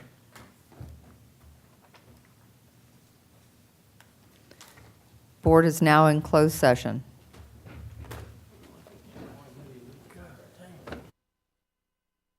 Tally the vote. Motion passes 7-0. The afternoon session of the June 19th meeting is recessed until 7 p.m. this evening. Thank you.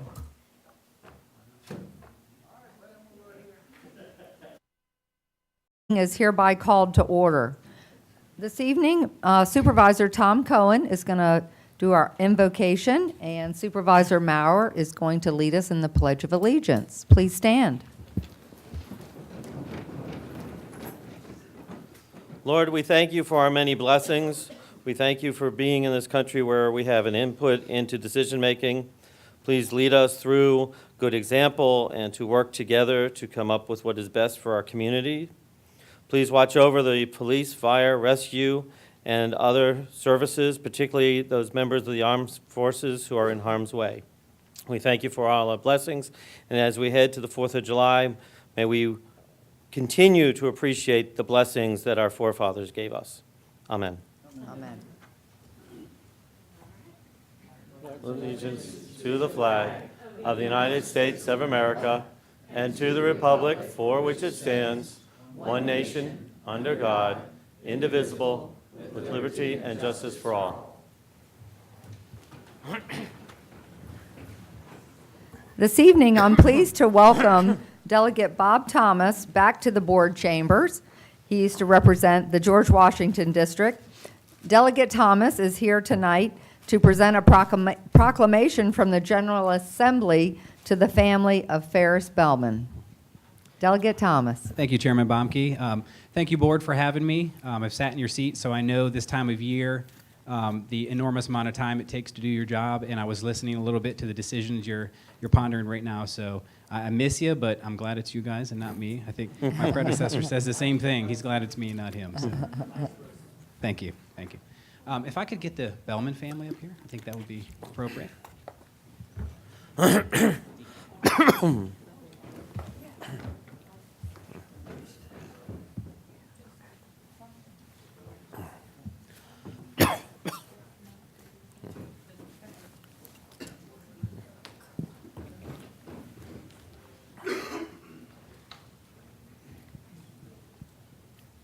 While they're shuffling up here, one of the things you do when you do freshman orientation at the House of Delegates is they sit down and they tell you about some of the privileges you get.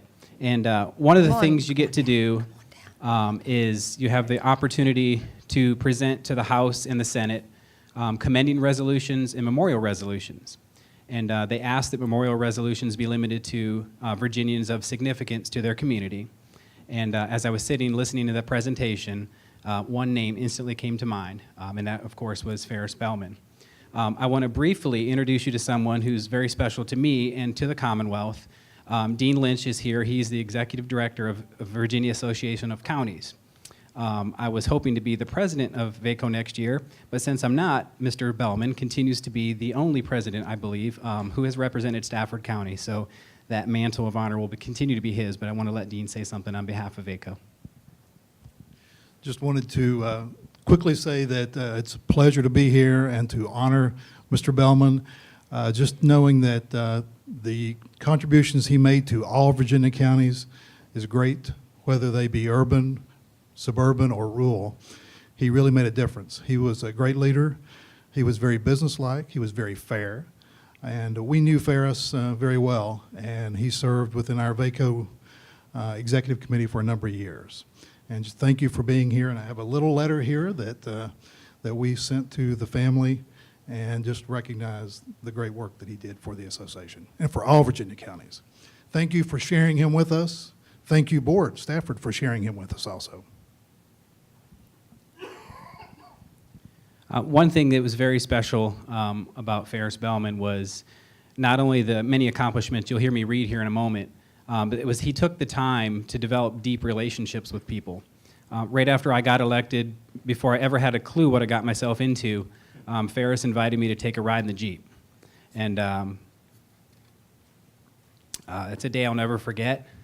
You know, one of the things he told me is just always be accessible to the people you represent. If they can't talk to you, then you can't possibly represent them. And I think you've probably heard many of us say that over the years, but that was a lesson that that Jeep ride was very, very special to me. So in honor of Mr. Bellman, there's several former electeds here. Actually, we have a former director of social services, I believe at the time, Mr. Tigner is here. We have several previous board members. You know, it's always great to see y'all come out, and I knew as soon as this hit the agenda, we'd have some special people here. So Toji Payne, thank you for being here. Linda Musselman. I know that, you know, he was certainly special to you. We've had some conversations over the years. And Mr. Gibbons, thank you so much. And former Speaker Bill Howe, I believe, made it in as well to honor Ferris. So with that, I will read the presentation. One of the very neat things is this now is a permanent part of Virginia's written history. Your father, your grandfather will always be written into our history, and this is what it'll say. House Joint Resolution Number 20, celebrating the life of Ferris M. Bellman Sr., agreed to by the House of Delegates January 12, 2018, agreed to by the Senate February 22, 2018. Whereas Ferris M. Bellman Sr., a devoted husband and father, and a respected public servant in Fredericksburg and Stafford County, died on September 3, 2017. And whereas a native of Fredericksburg, Ferris Bellman graduated from James Monroe High School in 1944 and then served 2 years in the United States Army during World War II. After returning home, he joined his father's business, Bellman's Grocery, and helped it to grow, including 3 stores in Fredericksburg. And whereas Ferris Bellman began his 33-year local government career in 1968 when he won a seat on the Fredericksburg City Council. He would go on to win 3 more terms, earning a reputation for being fair-minded and accessible to all his constituents. And whereas Ferris Bellman left Fredericksburg in 1983 and moved to his family farm in Stafford County, that same year, he re-entered public service after winning a seat on the Stafford County Board of Supervisors, where he would remain until 2001, often serving as the board's chair or vice chair. And whereas, along with his defense of low taxes and property rights, Ferris Bellman was known for his keen ability to predict the need for infrastructure improvements in Stafford County. During his years of service, he was involved in the building of the Lake Mooney Reservoir, the Stafford Regional Airport, the Government Center, and the Regional Adult and Juvenile Detention Centers. And whereas other major accomplishments from Ferris Bellman's tenure on the Stafford County Board of Supervisors include attracting the insurance company Geico to provide employment opportunities in Stafford County, acquiring land for the Stafford campus of the University of Mary Washington, and approving Celebrate Virginia. And whereas, as a member of the Board of Supervisors for nearly 2 decades, Ferris Bellman made a lasting impact on the lives of countless Stafford County residents and was beloved by his colleagues and constituents for his gentlemanly demeanor and his ever-present smile. And whereas Ferris Bellman enjoyed fellowship and worship as a lifelong member of the Fredericksburg United Methodist Church, and he was active in the Fredericksburg Masonic Lodge No. 4. And whereas Ferris Bellman will be fondly remembered by his wife of 65 years, Edna, his 5 sons, Ferris Jr., Robert, David, Matthew, and the late Roger, and their families, and countless other family members, friends, and members of the Fredericksburg and Stafford County communities. Now, therefore, be it resolved by the House of Delegates, the Senate concurring, that the General Assembly hereby note with great sadness the loss of Ferris M. Bellman Sr., a dedicated public servant in Fredericksburg and Stafford County, and be it further resolved that the clerk of the House of Delegates prepare a copy of this resolution for presentation to the family of Ferris M. Bellman Sr. as an expression of the General Assembly's respect for his memory.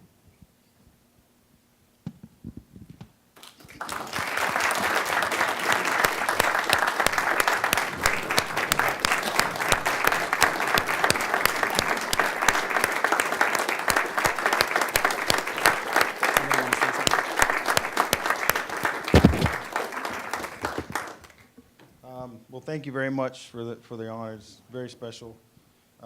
My mom can't be here tonight, but she sends her best and thanks you all very much for the opportunity to have this. Thank you very much.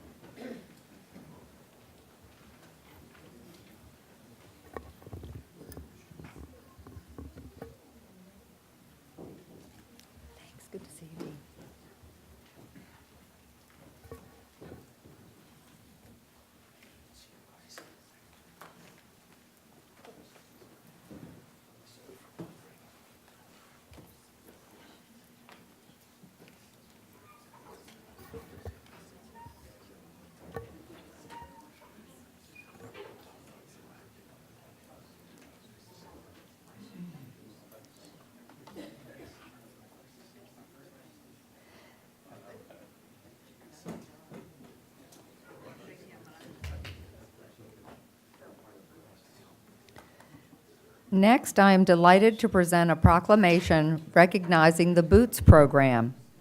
For those of you who are not familiar with it, Boots stands for Bringing Occupational Opportunities to Schools. It was founded in 1990 as an initiative of the Stafford County Vocational Education Foundation. The founders were F. Wendell Latham, Jimmy Carver, Bill Howe, and Charlie Loving.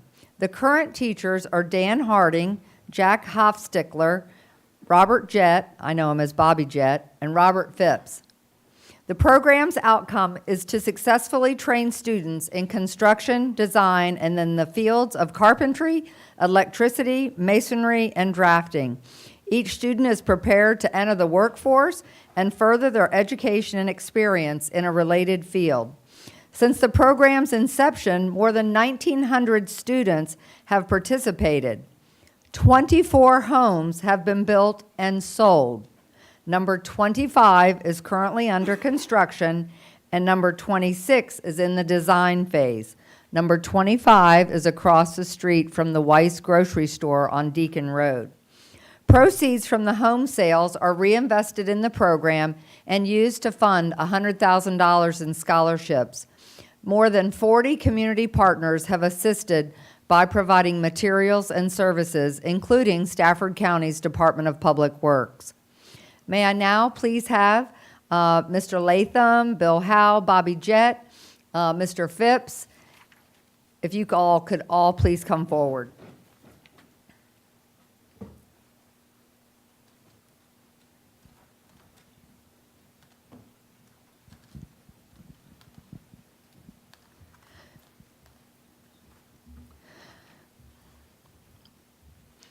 I was on a conference call yesterday regarding K through 12 education with members of the state of Virginia. Come on over, I won't bite. And we were talking about the workforce development, and I'm always proud to bring up this program that you all started and offer here in Stafford County. And I always hear people throughout the state say, wow, that is unbelievable.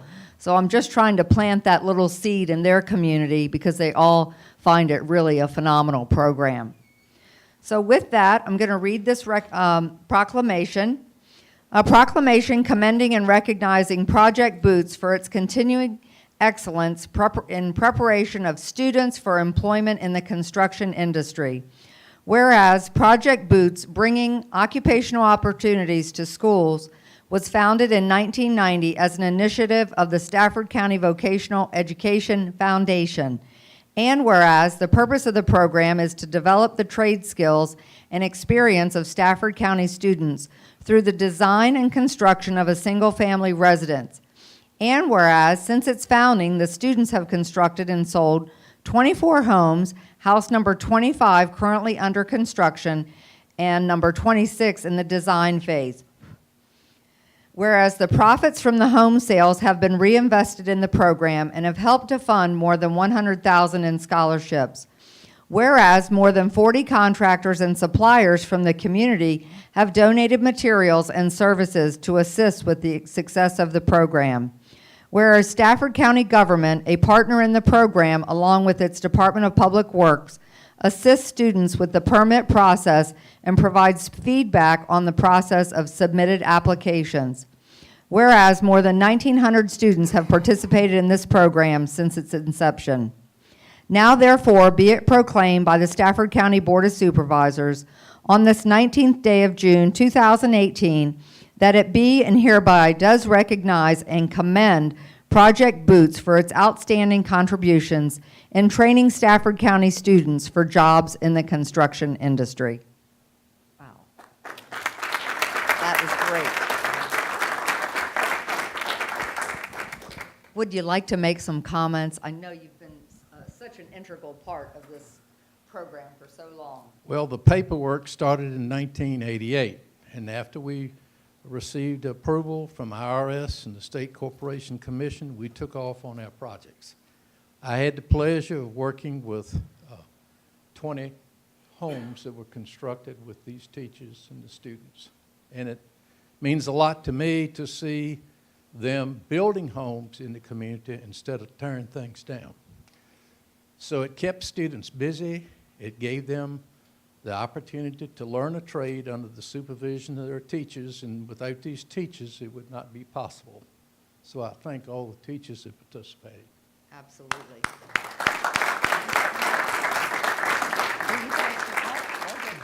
Your chance. Uh, You can maybe tell them a little bit about how the design, well, I'll let you, Bob. We are fortunate to have with us tonight, Tyler Underwood is here with us tonight, and Tyler is a civil engineer with a local firm who was also the designer of Boots 19. Has come back to the county, graduated from Stafford High in 2009, graduated from Virginia Tech 4 years later, another product of the Boots program.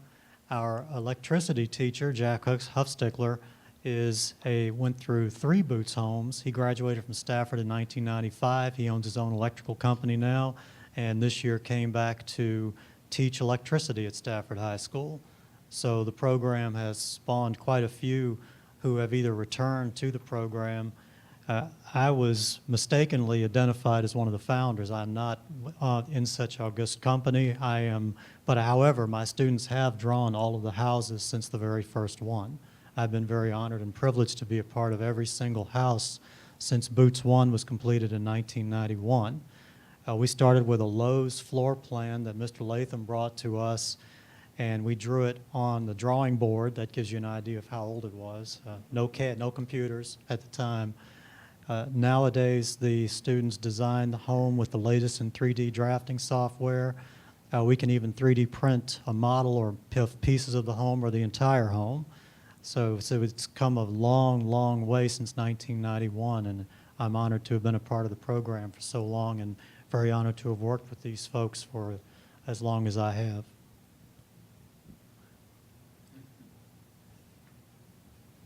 Well, thank you very much. And I would just like to say that, Bobby Jett, a lot of his students, his Skills USA students, go out to the national convention every year and usually come home with awards. And all of you teachers, and of course, Bill Howe, can't thank you for all of your leadership here in the Commonwealth and being an integral part of this program from the very beginning. So thank you so much for coming up, and look forward to the open house, I guess, this summer. Thanksgiving? Okay. All right. Well, I've been watching it. You'll tell us. Okay. Sounds great. Thank you again.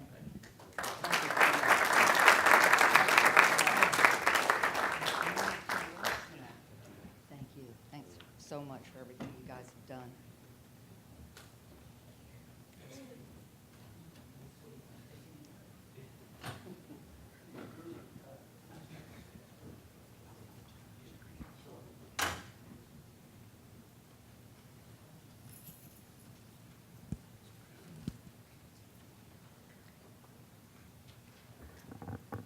Okay, let's see. Next, we have Judge Willis has requested some time on the agenda. Judge Willis? Welcome back. Thank you so much. You'll be happy to know I'm not going to repeat the earlier presentation, so I see smiles all the way around. Given the action of the board earlier today in passing the CIP audit, the judges just wanted me to come here and express our sincere appreciation for the first step. We know how hard it was. We do sincerely appreciate this first step, and we know there are so many competing interests in Stafford. We know we're just one of many. We also wanted to express our gratitude to Mr. Foley and to Mr. Presley because they have really worked tirelessly on this, trying to help build the proper consensus, and we are so appreciative of that. We don't want that to go unspoken to all of you, and we just, that was all we really wanted to say at this point, so thank you. Okay. All right. Thank you so much. We'll now have presentations by the public. If you would like to comment, please remain courteous and respectful to members of the audience and to the board. It's important to keep track of your time at the podium so that everyone that wishes to do so will have time to address the board. If you are here to speak about one of this evening's public hearings, please hold those comments until that specific public hearing has been opened. Each member is allowed 3 minutes. Please speak slowly, clearly, and into the microphone, and begin by stating your name and address. Please refer to the light on the podium to monitor the time of your presentation. Green indicates the start of your presentation, yellow indicates that you have 1 minute to summarize your comments, and red obviously means that your time is up. So let's see, I do not see any speaker cards here. So if there's anyone that would like to address the board in the chambers, please come forward.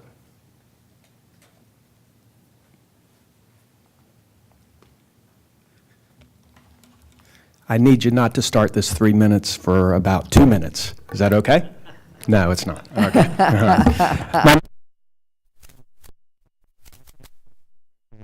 I'm a veteran teacher here in Stafford County, and I came for one main purpose, and that is to say thank you to all of you for this year's support of the Stafford County school budget, and specifically for the raises that you ensured that happened.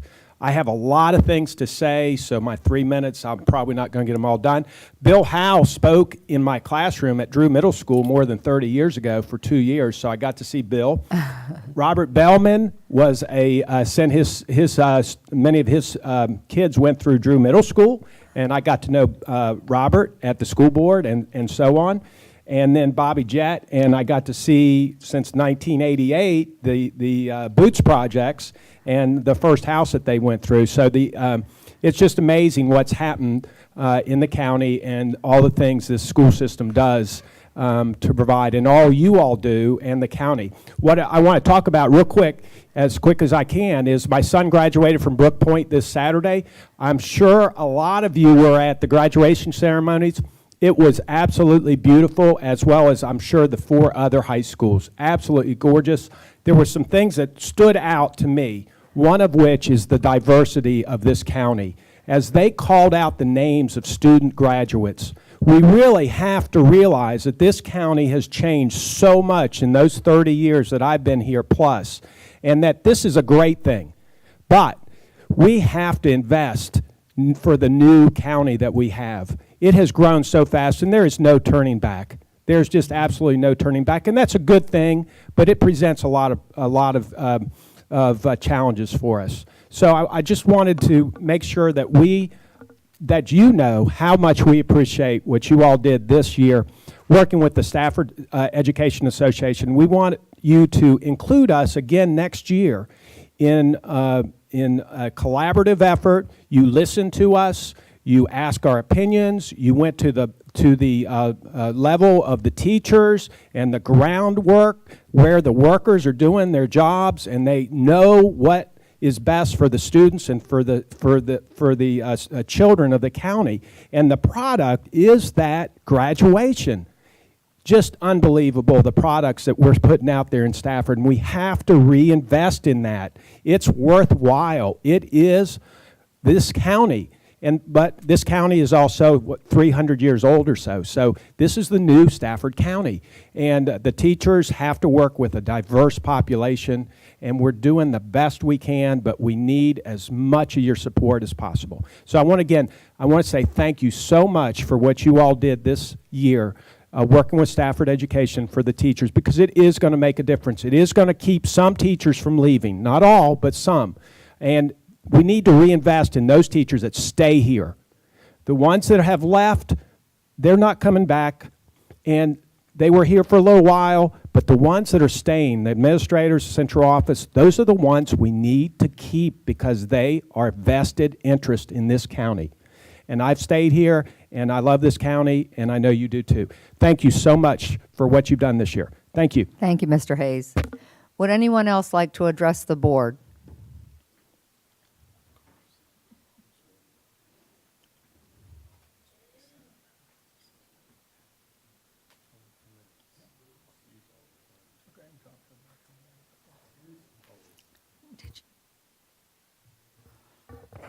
Yeah, there's 3 kinds of math. You can watch it on TV. Paul Wodowski, 8 Pickett Lane. You see the Supreme Court this week is even scared of gerrymandering, so be aware in 2021. If Jefferson, Madison, and Monroe was here, they'd realize that you all have so many decisions to make that you have to defer things because you have too many supervisors. That's why in 2021, we need to run the model with Northeast, Southeast, Northwest, Southwest, and a member at large. It was really neat to see Mr. Bellman's presentation. The Senate passed the proclamation on 2/22, which is George Washington's birthday, and we're in George Washington's county, so I thought that was pretty interesting. Yesterday, I was in front of this podium for the Board of Equalization because I believe in property rights for everyone. I didn't see any of you here. And I highly encourage you to find out exactly what happened, especially with my part. But also Coles was fighting the appeal. It's very interesting that my property went up 241% for air. You know what air is? That's a condominium. It sits on top of two other condominiums, and we share one piece of land. So George Jetson, he's my tenant, just so you know. And I got charged, went from $13,600 to $33,000, and you take that for three of us for 0.0281 acres. That's not really fair, is it? Also, I've been reading about your Fredericksburg Christian School. Saw some neat comments, especially we don't need any more cars out there. And I keep telling you there's a sinkhole off Shelton Shop, and that's across the street from your $1 million land of station number 14 with $4.7 million firehouse. Hope it passed the compression test. I saw next month we're going to have a joint public hearing for the 500,000 square feet off 610, that 57 acres. Isn't it amazing how you have time to take care of outsider stuff, but you're not accessible like Mr. Bellman was for other aspects? If he was here and he saw these grocery stores like we is, it's not wise, it's we is. And one more comment. I don't know why judges get 5 minutes when I'm a citizen and I should get 5 minutes. And I'm so glad that that judge made conventional cluster development work. Thank you. Would anyone else like to address the board? Okay, with that, we have several public hearings tonight. The first public hearing is the update of the name of the England Run polling place. Ms. McClendon? Good evening, Madam Chairman, members of the board. Rashida McClendon, County Attorney. In 2017, the board renamed the England Run Library the William J. Howe Library. By renaming the library, it unintentionally changed the name of the England Run Precinct polling place. Proposed ordinance 01825 would update the county code to reflect the name change. We're recommending the William J. Howe Library, formerly England Run Library. This is to eliminate confusion. And then at the 2021 redistricting at that time, if this library is still a polling place, it would just be known as the William J. Howe Library. This is the name that the library is currently using on their website as they change over their signage. Staff recommends approval, and I open the floor for questions. Okay, does anybody have any questions for the county attorney? Okay. With that, then I'm going to open the public hearing. Would anyone like to address the board on this item? This is ordinance 018-25.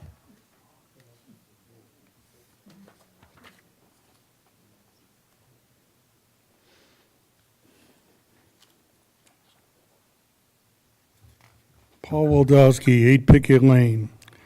I think the county attorney addressed what's very important because we are going to do redistricting in 2021 based off the 2020 census. And if that happens, there is no guarantee that the England Run Library that was the past, that it will be a polling. And it's very important because you've already caused confusion because if you remember, we had an election already last Tuesday. Thank you. Would anyone else like to address the board on this public hearing? Seeing none, I'll close the public hearing and bring this back to the board. Do I have a motion? Second. Okay, I have a motion and a second. Is there any discussion? Okay, cast your vote for 018-25. Tally the vote.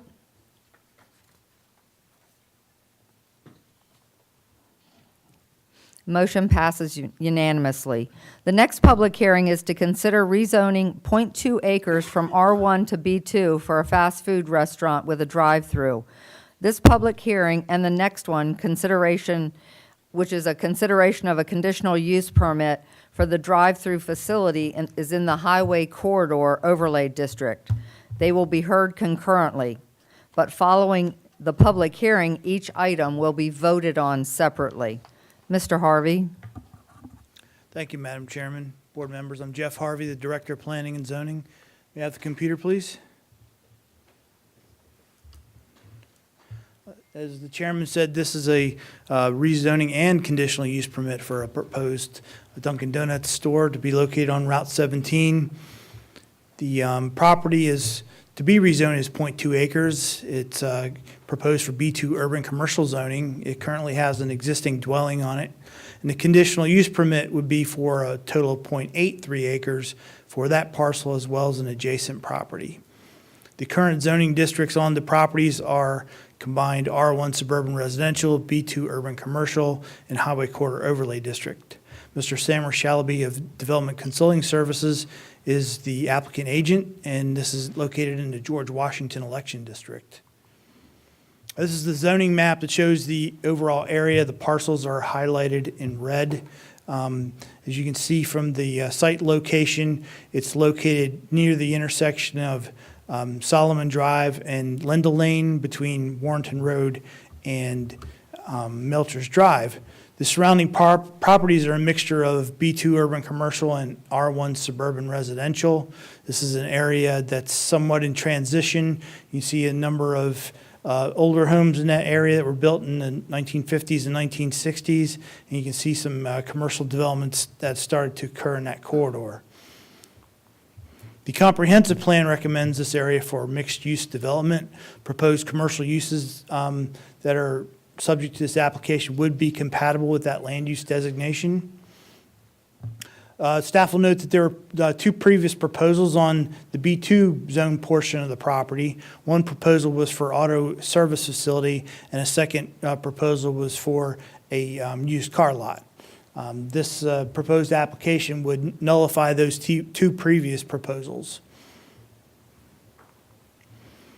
Again, this is an aerial photo view of the property with it highlighted in red. As you can see, the property to the west is vacant and undeveloped. A significant portion of that property is located within a Virginia Dominion Power overhead easement. The easement generally follows along,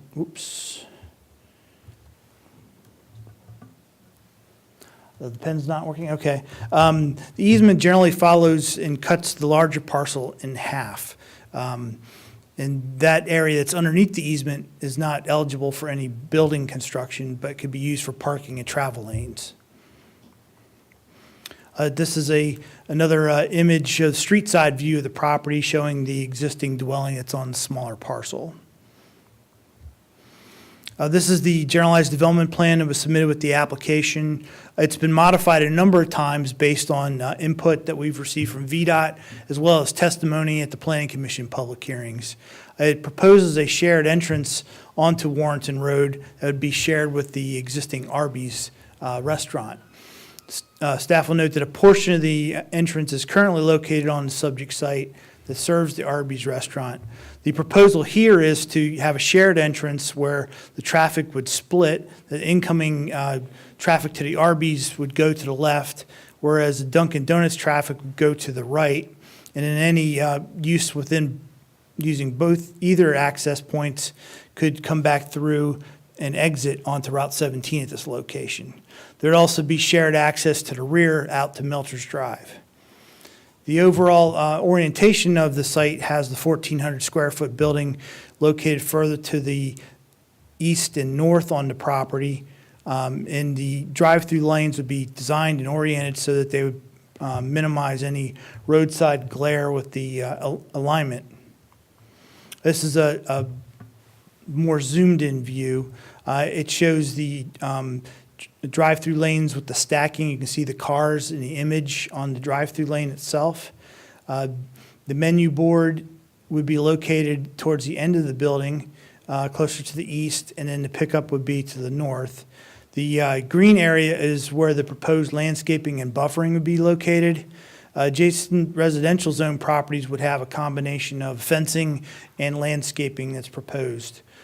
Based on the current layout and discussions with the applicant, it appears that they can meet all the landscaping requirements through an administrative reduction of the buffer width. However, the planning units would still meet current standards.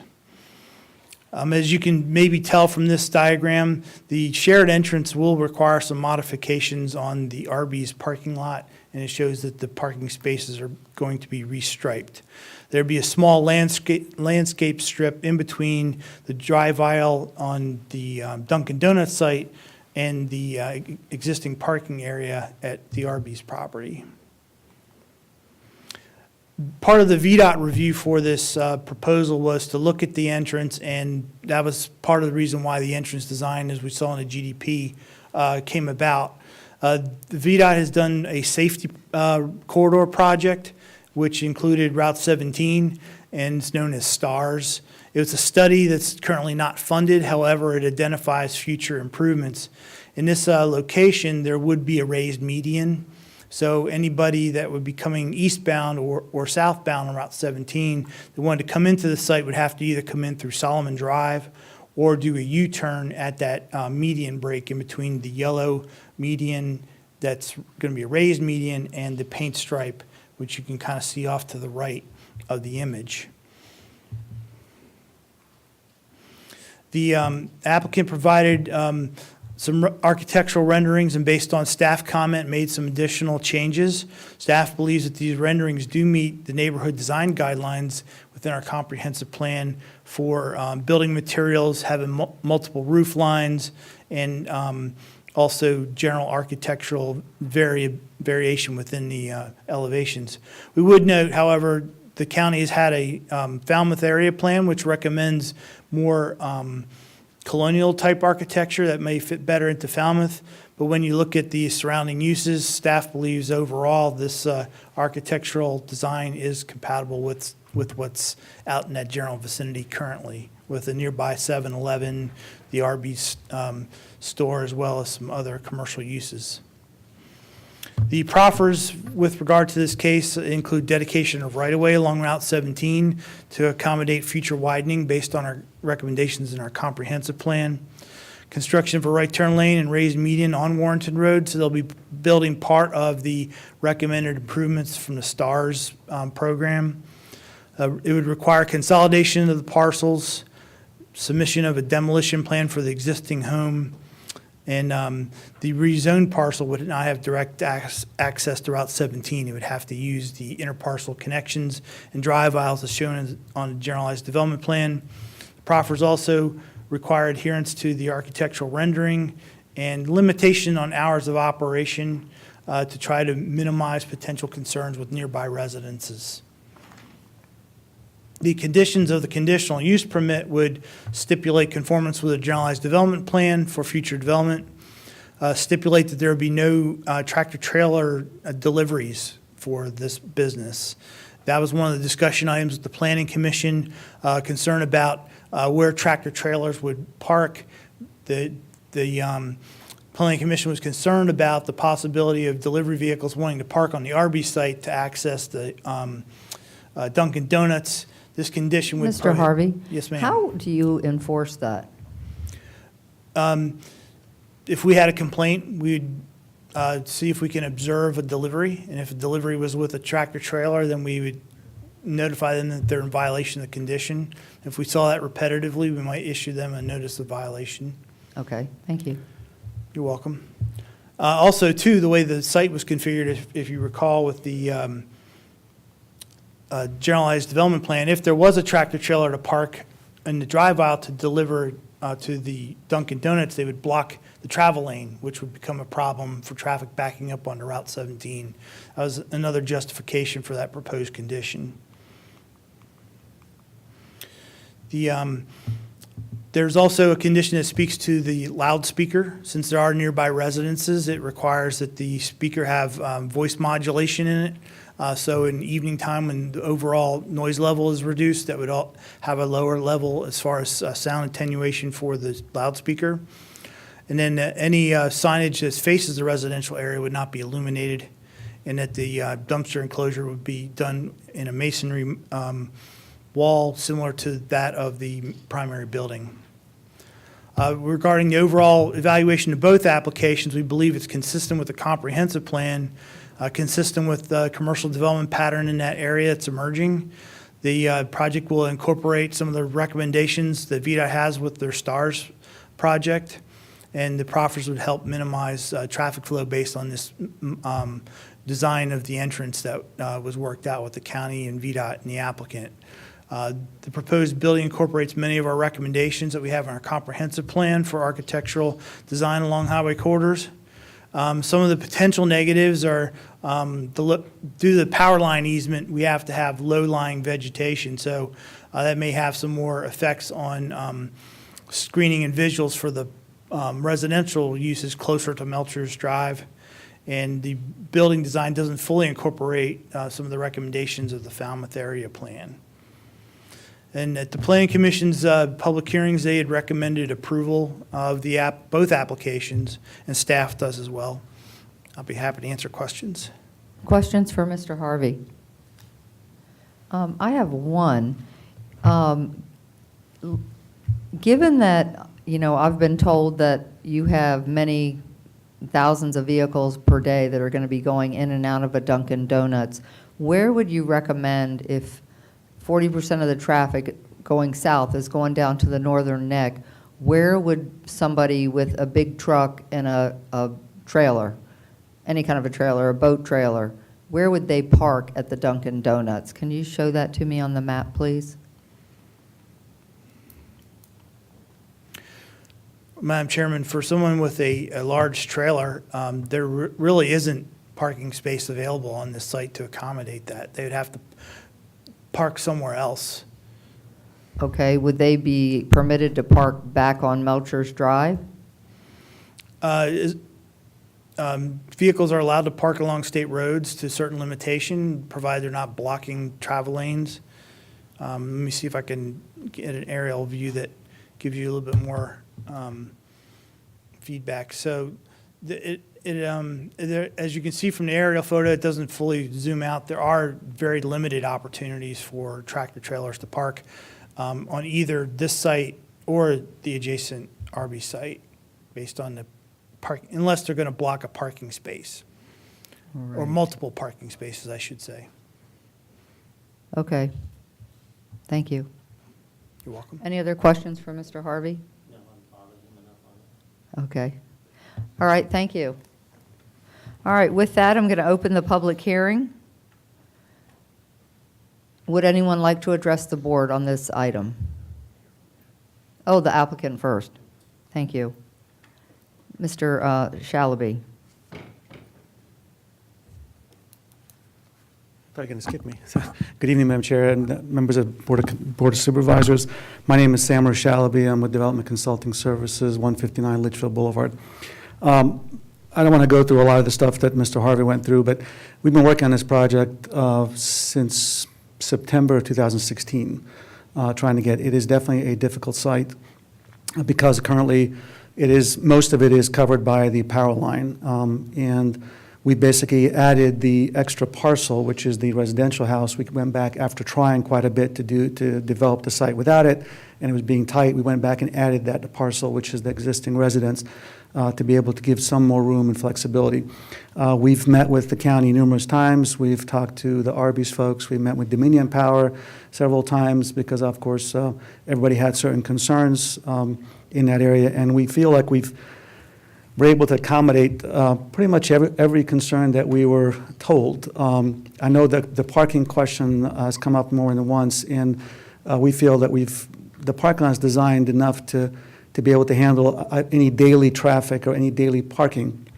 One of the things, just to make a note, it is 1,400 square feet. There are 3 tables in that place, and basically 10 chairs. So that gives you an idea that, you know, from a customer standpoint, it is not designed for a lot of customers to come in and sit down. This is more of design of a drive-through. People want coffee in the morning, donuts, they drive through, pick up, and they go. To answer the question about the boat, we can get a vehicle in there that's about 35 feet, or at least trailer car up to 35 feet or so. So if someone did happen to pull in and they wanted to get coffee, they will probably block some of the parking spaces, which is kind of similar to Arby's or most other places. No one designs really for a larger trailer. They'll just park enough and then be able to pick up and go. So anyway, so hopefully that kind of addresses that. With the tractor trailer, I just want to reiterate that. One of the things, because there was concern about tractor trailers, we cannot get a tractor trailer, a 50 or 60-foot truck, to come through and be able to turn around the drive-through. So we were able to talk to the main vendor that supplies about 90+% of all the supplies for Dunkin' Donuts, and they basically said that they do everywhere for the East Coast, from Maine down to Florida, and they said they deal in New York, deal in all the big cities. They said no problem. They limit it to a box truck. There'll be a 25-foot truck, which will be able to get in and out and be able to park in the loading space that we have available. So that being said, again, I'm glad to answer any questions. I don't want to go through the whole spiel again, so anything? Does anybody have any questions for the applicant? Okay, I'll be here if there's anything. Thank you. Okay, thank you. All right, now I'm going to open the public hearing up to anyone in the board chambers that would like to address the board. Please come forward.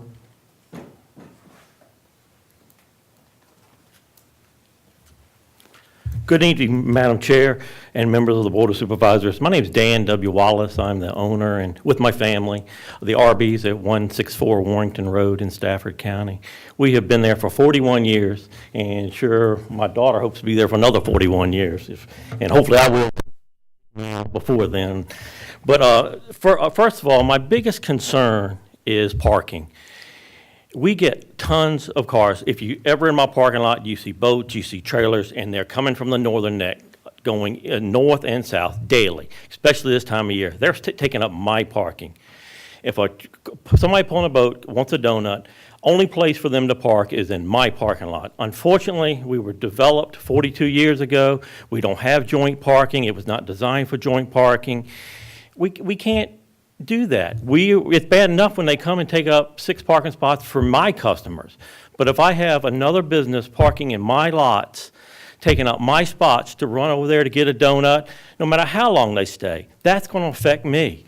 And that's not right. That lot is just too small. I know Sammer said you can get a 35-foot truck in that lot. My measurements and my engineers say you can't get anywhere close to that. Vendors are on 3-year contracts. So vendors change. There's multiple vendors in this country. So is the next vendor going to have smaller trucks? They don't know, but it happens. When they get their equipment's going to come in on an 18-wheeler. It's not going to come in on a small truck. They're going to have to unload it with forklifts. Where are they going to do that? In my parking lot. That's a concern I have. It's just too small of a parking area. I am for growth in the county, 100%. And they have been very nice and tried to work with me, but the lot is just too small. It's going to affect my business, them taking parking spots away from me. It wasn't designed for that. And it's just very confusing for customers coming in. If a customer is coming south on Route 17 and they're at the light, they're going to see the Dunkin' Donuts, want a cup of coffee. How are they going to get there? Are they going to go down Melcher's and back around? That's hard to see, and you can put all the signage you want.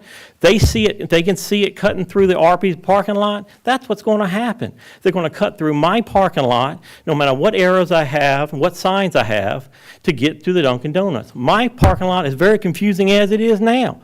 Unfortunately, it was designed the way it was 41 years ago. And does it work? Absolutely it works. But Dunkin' Donuts states about 1,500 cars a day will use their drive-thru. That's half of them going south. And if half of them come through my parking lot, I have about 500 cars a day. My parking lot's going to be a mess. And who's that going to affect? It's going to affect me and my daughter that have been there for 41 years trying to do business in this county. And that's what scares us to death. And so I thank you all very much for your consideration. Thank you. Would anyone else like to address the board on this public hearing?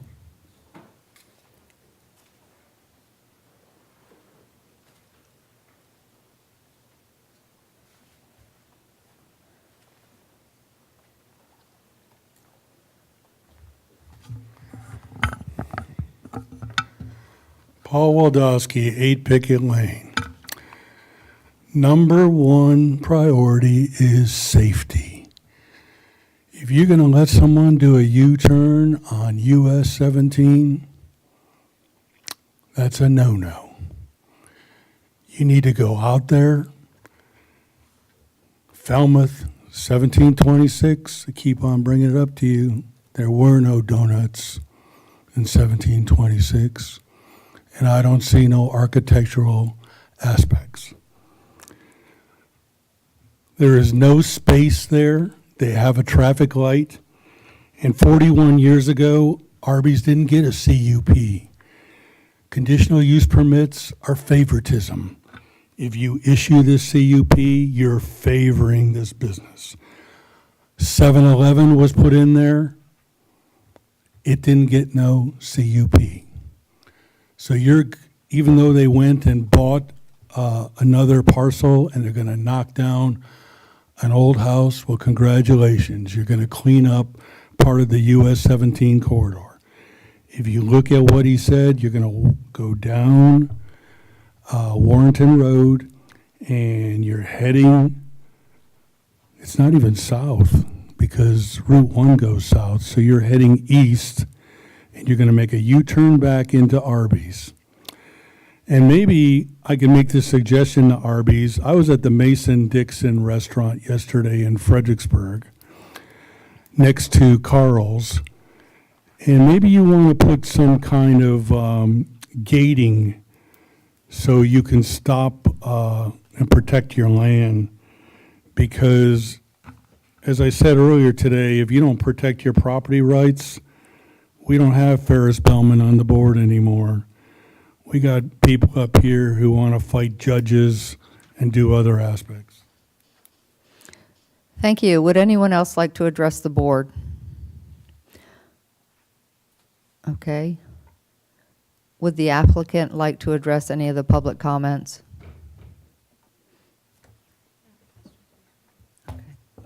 Thanks again. I guess the idea of making a U-turn on 17, I mean, and first of all, I want to make sure that we never contemplated using Arby's parking lot. It was never in the intent, design, or anything else. The whole intent is that people, if they're trying to go, if they're going east on 17, they will use the traffic light. That's the whole intent of having that traffic light that was designed there at Melchers and Solomon, be able to allow people to be able to come into the project. We actually put in particularly the median part of the STAR program, and the idea is, again, to prevent people from entering from 17 going the east direction.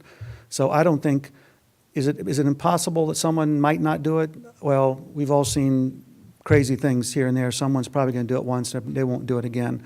But the design of the parking lot, we even changed the entrance numerous times. The county always asks for interparcel connection. They want businesses to share, the parking lot, have to get in the car and drive again. But we intentionally here eliminated basic entrances that are opposing each other, and we put a right-in only onto Arby's site. So that way, if someone happens to decide to do, like Dan was saying, to cut in through the parking lot, there's really no way for them to go except they have to go back towards Melchers at the back, turn around, and come back into the site. There is no direct access that will go from Arby's to that site. We put the island there, which basically we put shrubs in it to make sure, again, it's very well designated. There's signage that's going to show where the deliveries go, signage tells where people, it's Arby's. We even told Mr. Wallace that, hey, you know what, we'll put sign that says, towing enforced. We'll make sure we tell the customers that come in, hey, do not park at Arby's, you will get towed. I mean, it's most customers in Dunkin' Donuts, again, they don't last very long, and predominantly most of them are drive-through customers. And also there is, just so everybody I'm sure knows, there is another Dunkin' Donuts on the other side of 17 that catches most of the traffic coming from the west. And this is basically to catch the traffic mainly from the east, not the other way around. So hopefully that kind of answers it. Again, I I can't say that, someone will not do that every once in a while, but it is not the intent. The parking is separated. We have 21 parking spaces, 3 tables. And, if you add to that 6 or 7 employees, if each one's driving their own car, there's at least 10 or 12 parking spaces that will be available that probably Arby's people will park in, because there's not enough place for anybody to park, at least to use it. There's no customers for it. So hopefully that answers it. I'm glad again to answer any specific questions. Okay, Ms. Mauer? So you kind of made my point for me, and that was, I'm counting the parking spaces. I counted 17, but you're saying that there's 21 parking spaces, yes. for 3 tables. Correct. Okay. Let me just ask you one more question. You've done the design for numerous commercial properties all throughout. Have we ever required parking consideration for a car and a trailer and a boat? No. And so that's not part of the laundry list of items that you need to No. address? Okay, Typically, thank it's you. the loading and unloading, basically, for the business, and we've obviously accommodated that. So, Any other questions for the applicant? Okay, okay, thank you. Thank you.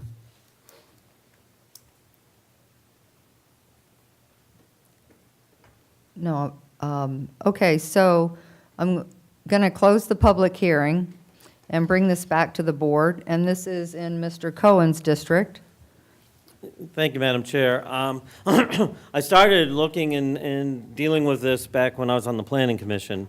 And then I've worked with staff. My Planning Commissioner, Albane, has worked with staff, worked with the applicant, worked with the neighbors. We went and talked to the neighbors to address the different issues. I can't remember how many different iterations of the entrance that there has been throughout the process. They've moved the dumpster, they've moved this, they moved the loading zone. They've dealt with the 18-wheeler issue by having it that it's going to be a small truck. I think they have gone the extra mile on this. And in part is that entrance, and that entrance, which is sort of a V, if Mr. Harvey will let me know if I'm wrong, but we sort of had to keep going back to VDOT on entrances. And the V is made specifically so there will not be interparcel transferring. So if somebody were to go through Arby's, it's very, very difficult for them to get to the Dunkin' Donuts through it. And that was the point of doing that, was to try to accommodate the concern about people interfering with Mr. Wallace's restaurant. And so I'm going to move, and also, by the way, they added the extra lot. When we started this, they didn't have that extra house lot, and it was very small space. They went and they did it so they could move it over, which I thought was an interesting element. So I'm going to move for approval of 018-12. I know we'll have to do it on 2 things. Okay, I have a motion and a second. Any discussion? Okay, cast your vote.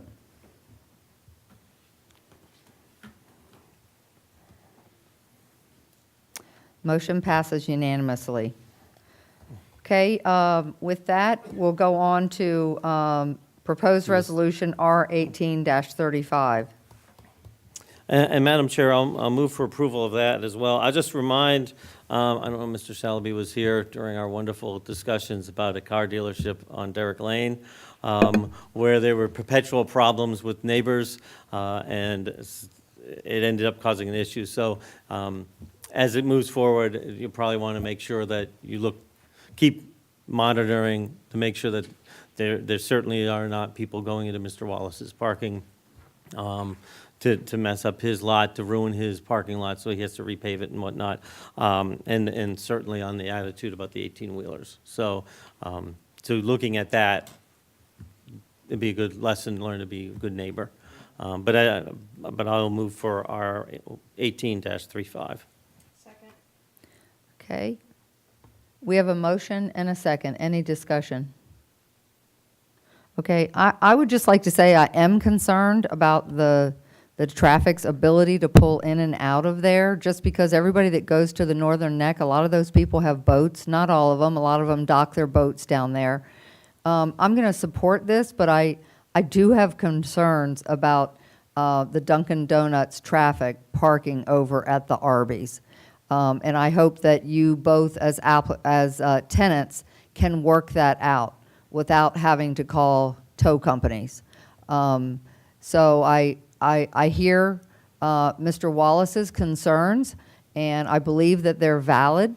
So I ask that of both of you. I know you've had a mutually good working relationship on this, and you've had compromises along the way.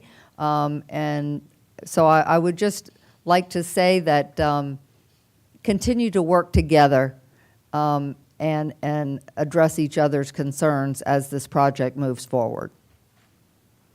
So I have a motion and I have a second. Cast your vote.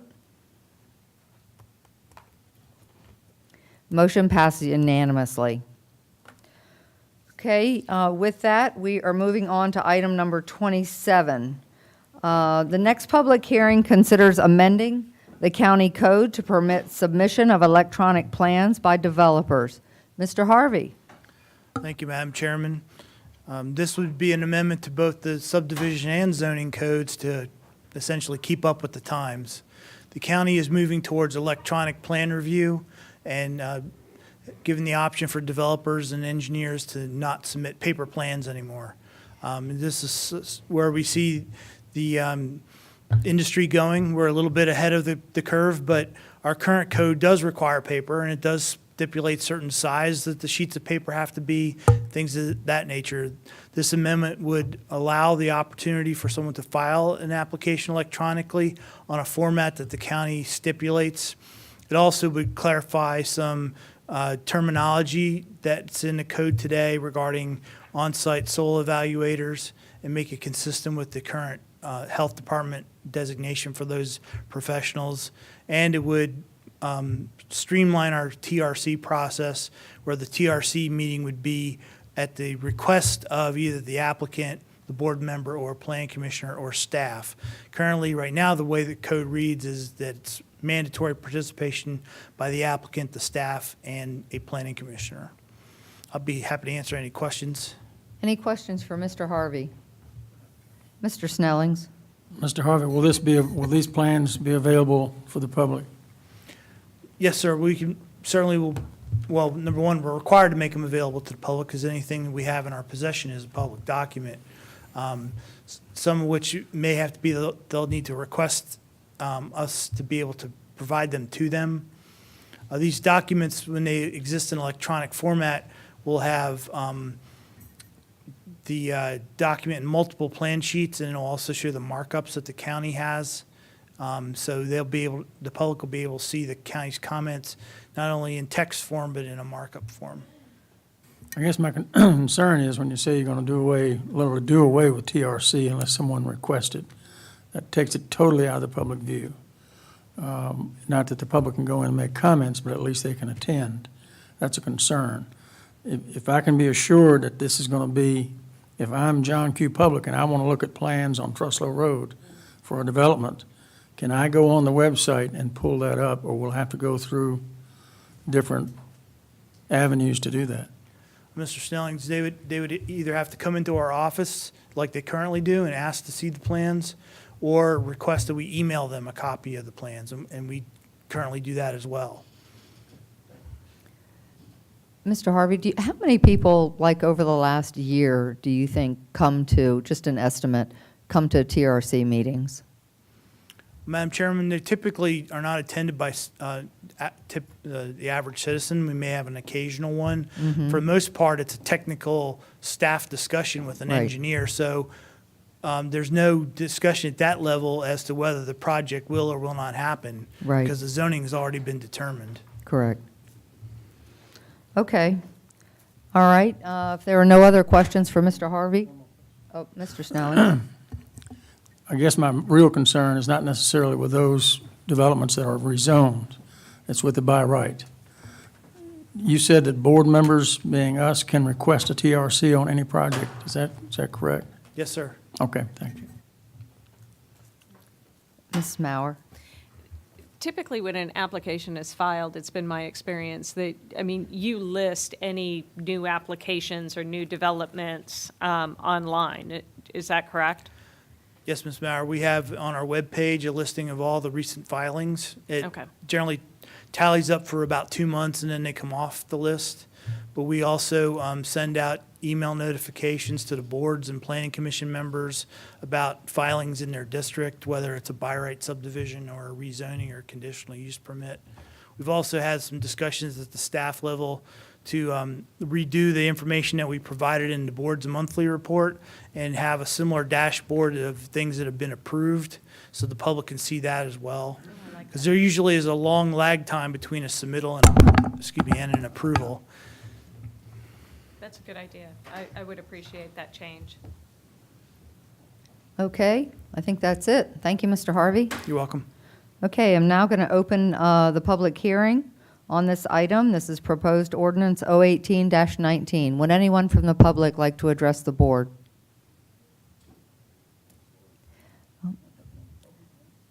Okay, with that, we are going to close the public hearing. I'll bring it back to the board. Do I have a motion? Madam Chair, I motion for approval of 018-19. Second. Okay, I have a motion and a second. Any discussion? Cast your vote. Tally the vote.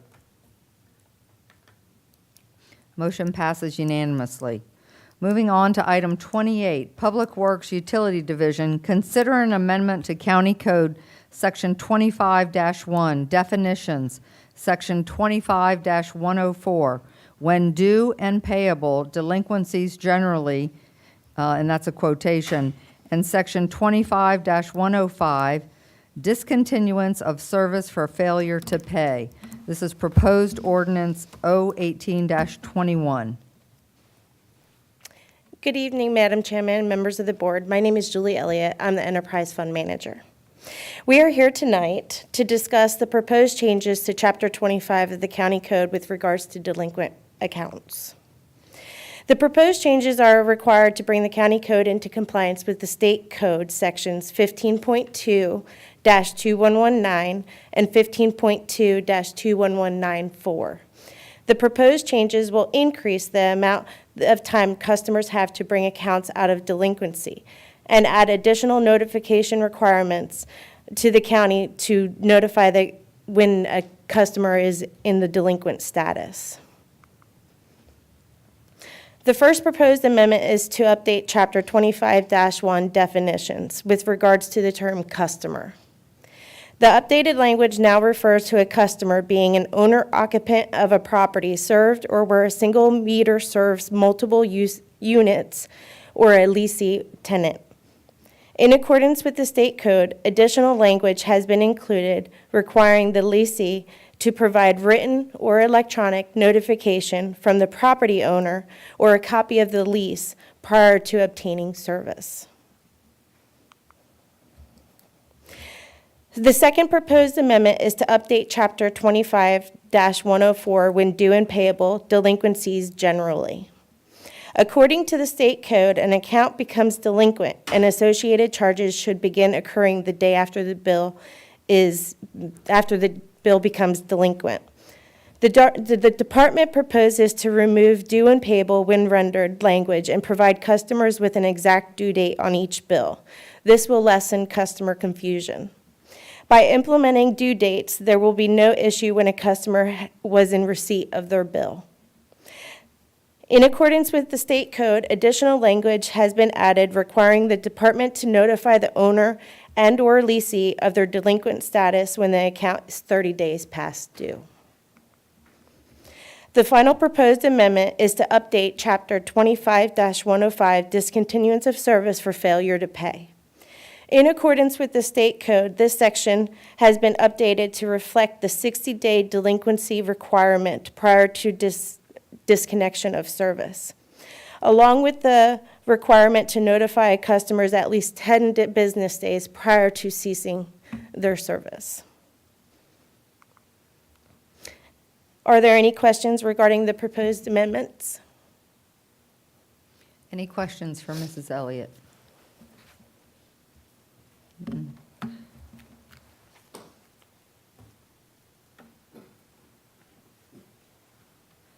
Okay, actually, I do have one.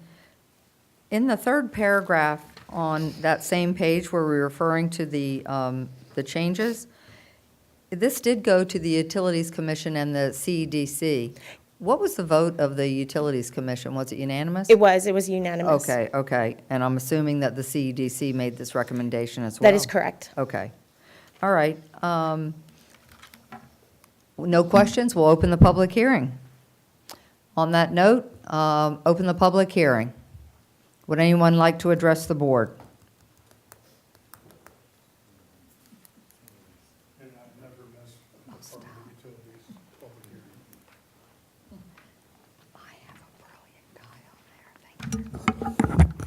I'm your favorite customer. Paul, 8 Picket Lane, I have customer confusion because I don't get a county water and sewer bill, and you said that you're going to change chapter 25-1 of the customer to an individual, a partnership, a corporation, an association, and a group. So what's the difference between an association and a corporation? Well, let me explain to you what happens in Virginia law. An association, like a condominium association, is a corporation. It has to be incorporated by the Virginia State Corporate Commission. You can also use HOAs, which are homeowners associations, which I call houses of aristocrats. But I'm just bringing that out to you about the verbiage that you have in here because a corporation in Virginia is what it is. It's a corporation. Now, I'm glad to see we have the compliance with Virginia code that we're finally updating. I just read recently that we approved your Department of Utilities in 2005, which explains to me why the comp plan wasn't updated until recently. And as I spoke at that public hearing, you're out of date on so many things with this. And the main point of my speech today is I'm a member of a corporation. I pay dues to a corporation named Stafford Meadows Unit Owner Association. It does not exist with the Virginia State Corporate Commission. I just got all the water and sewer bills for 2016 and 2017, and the Department of Utilities, who I wrote a letter to the Virginia State Corporate Commission, and I brought it to the utility commissioners, as well as to the director, that they are sending a water bill to a corporation that does not exist. I'm relaying all this information out in publicly because I am seeking an attorney, and you are sending water bills to an address in Houston, Texas, and I'm sending my dues to an address in Phoenix, Arizona. So something is wrong here, and after the Board of Equalization yesterday, when I had someone publicly admit that the system is broken and that's why we get some of these things, it worries the hell out of me that you give electronic access to any of these people because we have so many misrecordings from the 1980s. Thank you. Would anyone else like to address the board? Okay, I'll bring this back to the board. We have proposed ordinance 018-21. Motion to approve. Is there a second? Second. Oh, I'm sorry. I'll close the public hearing first. Thank you. All right, with that, we have a motion and a second. Is there any discussion? Okay, cast your vote. Tally the vote.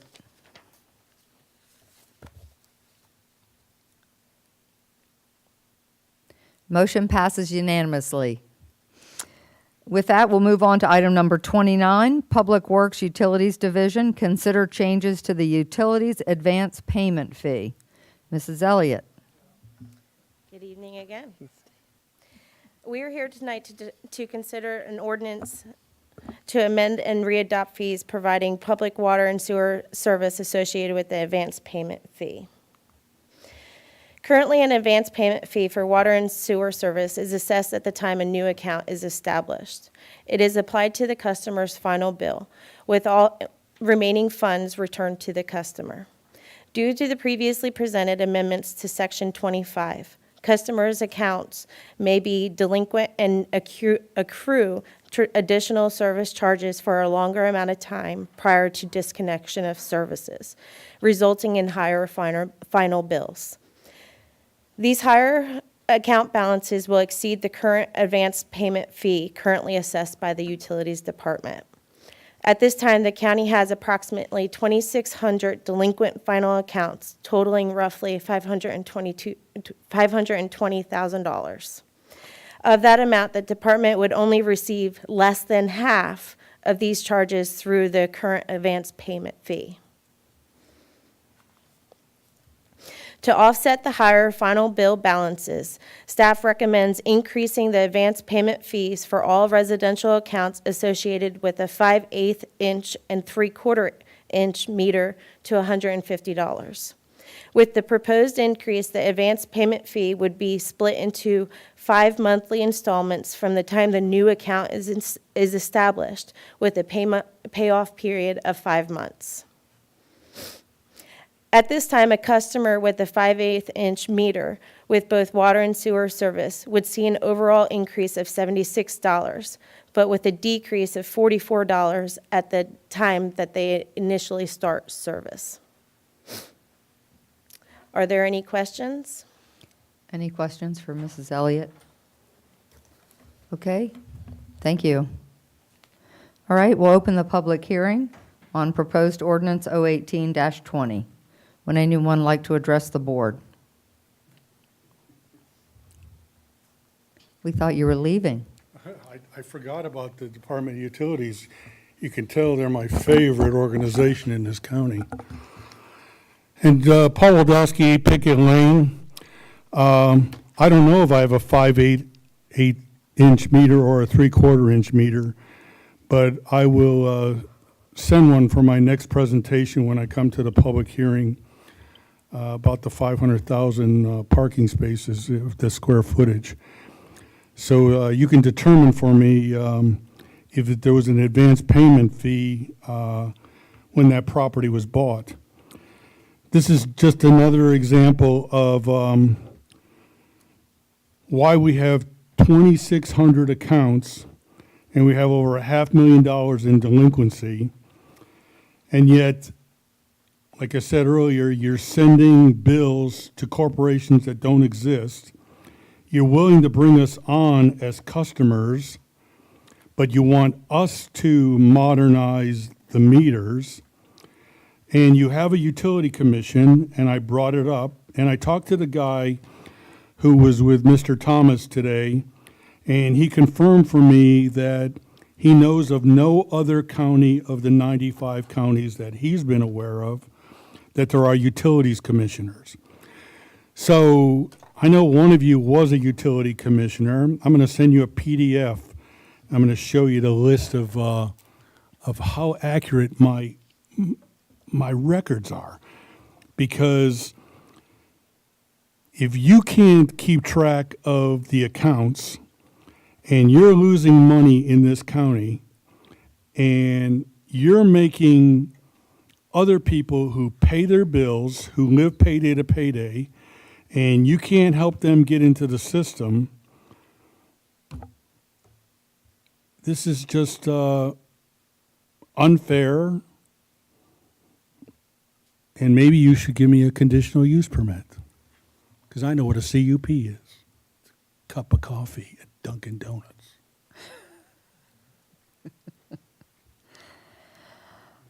Okay, with that, I'm going to close the public hearing and bring this back to the board. Proposed ordinance 018-20. Do I have a motion? Have a motion and a second. Is there any discussion? All right, seeing none, cast your vote. Tally the vote.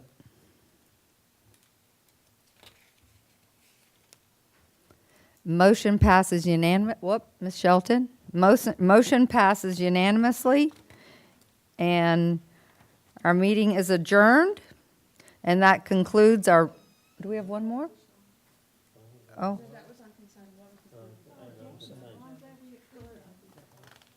Yeah. That concludes our business for this evening. The June 19th meeting of the Board of Supervisors is adjourned.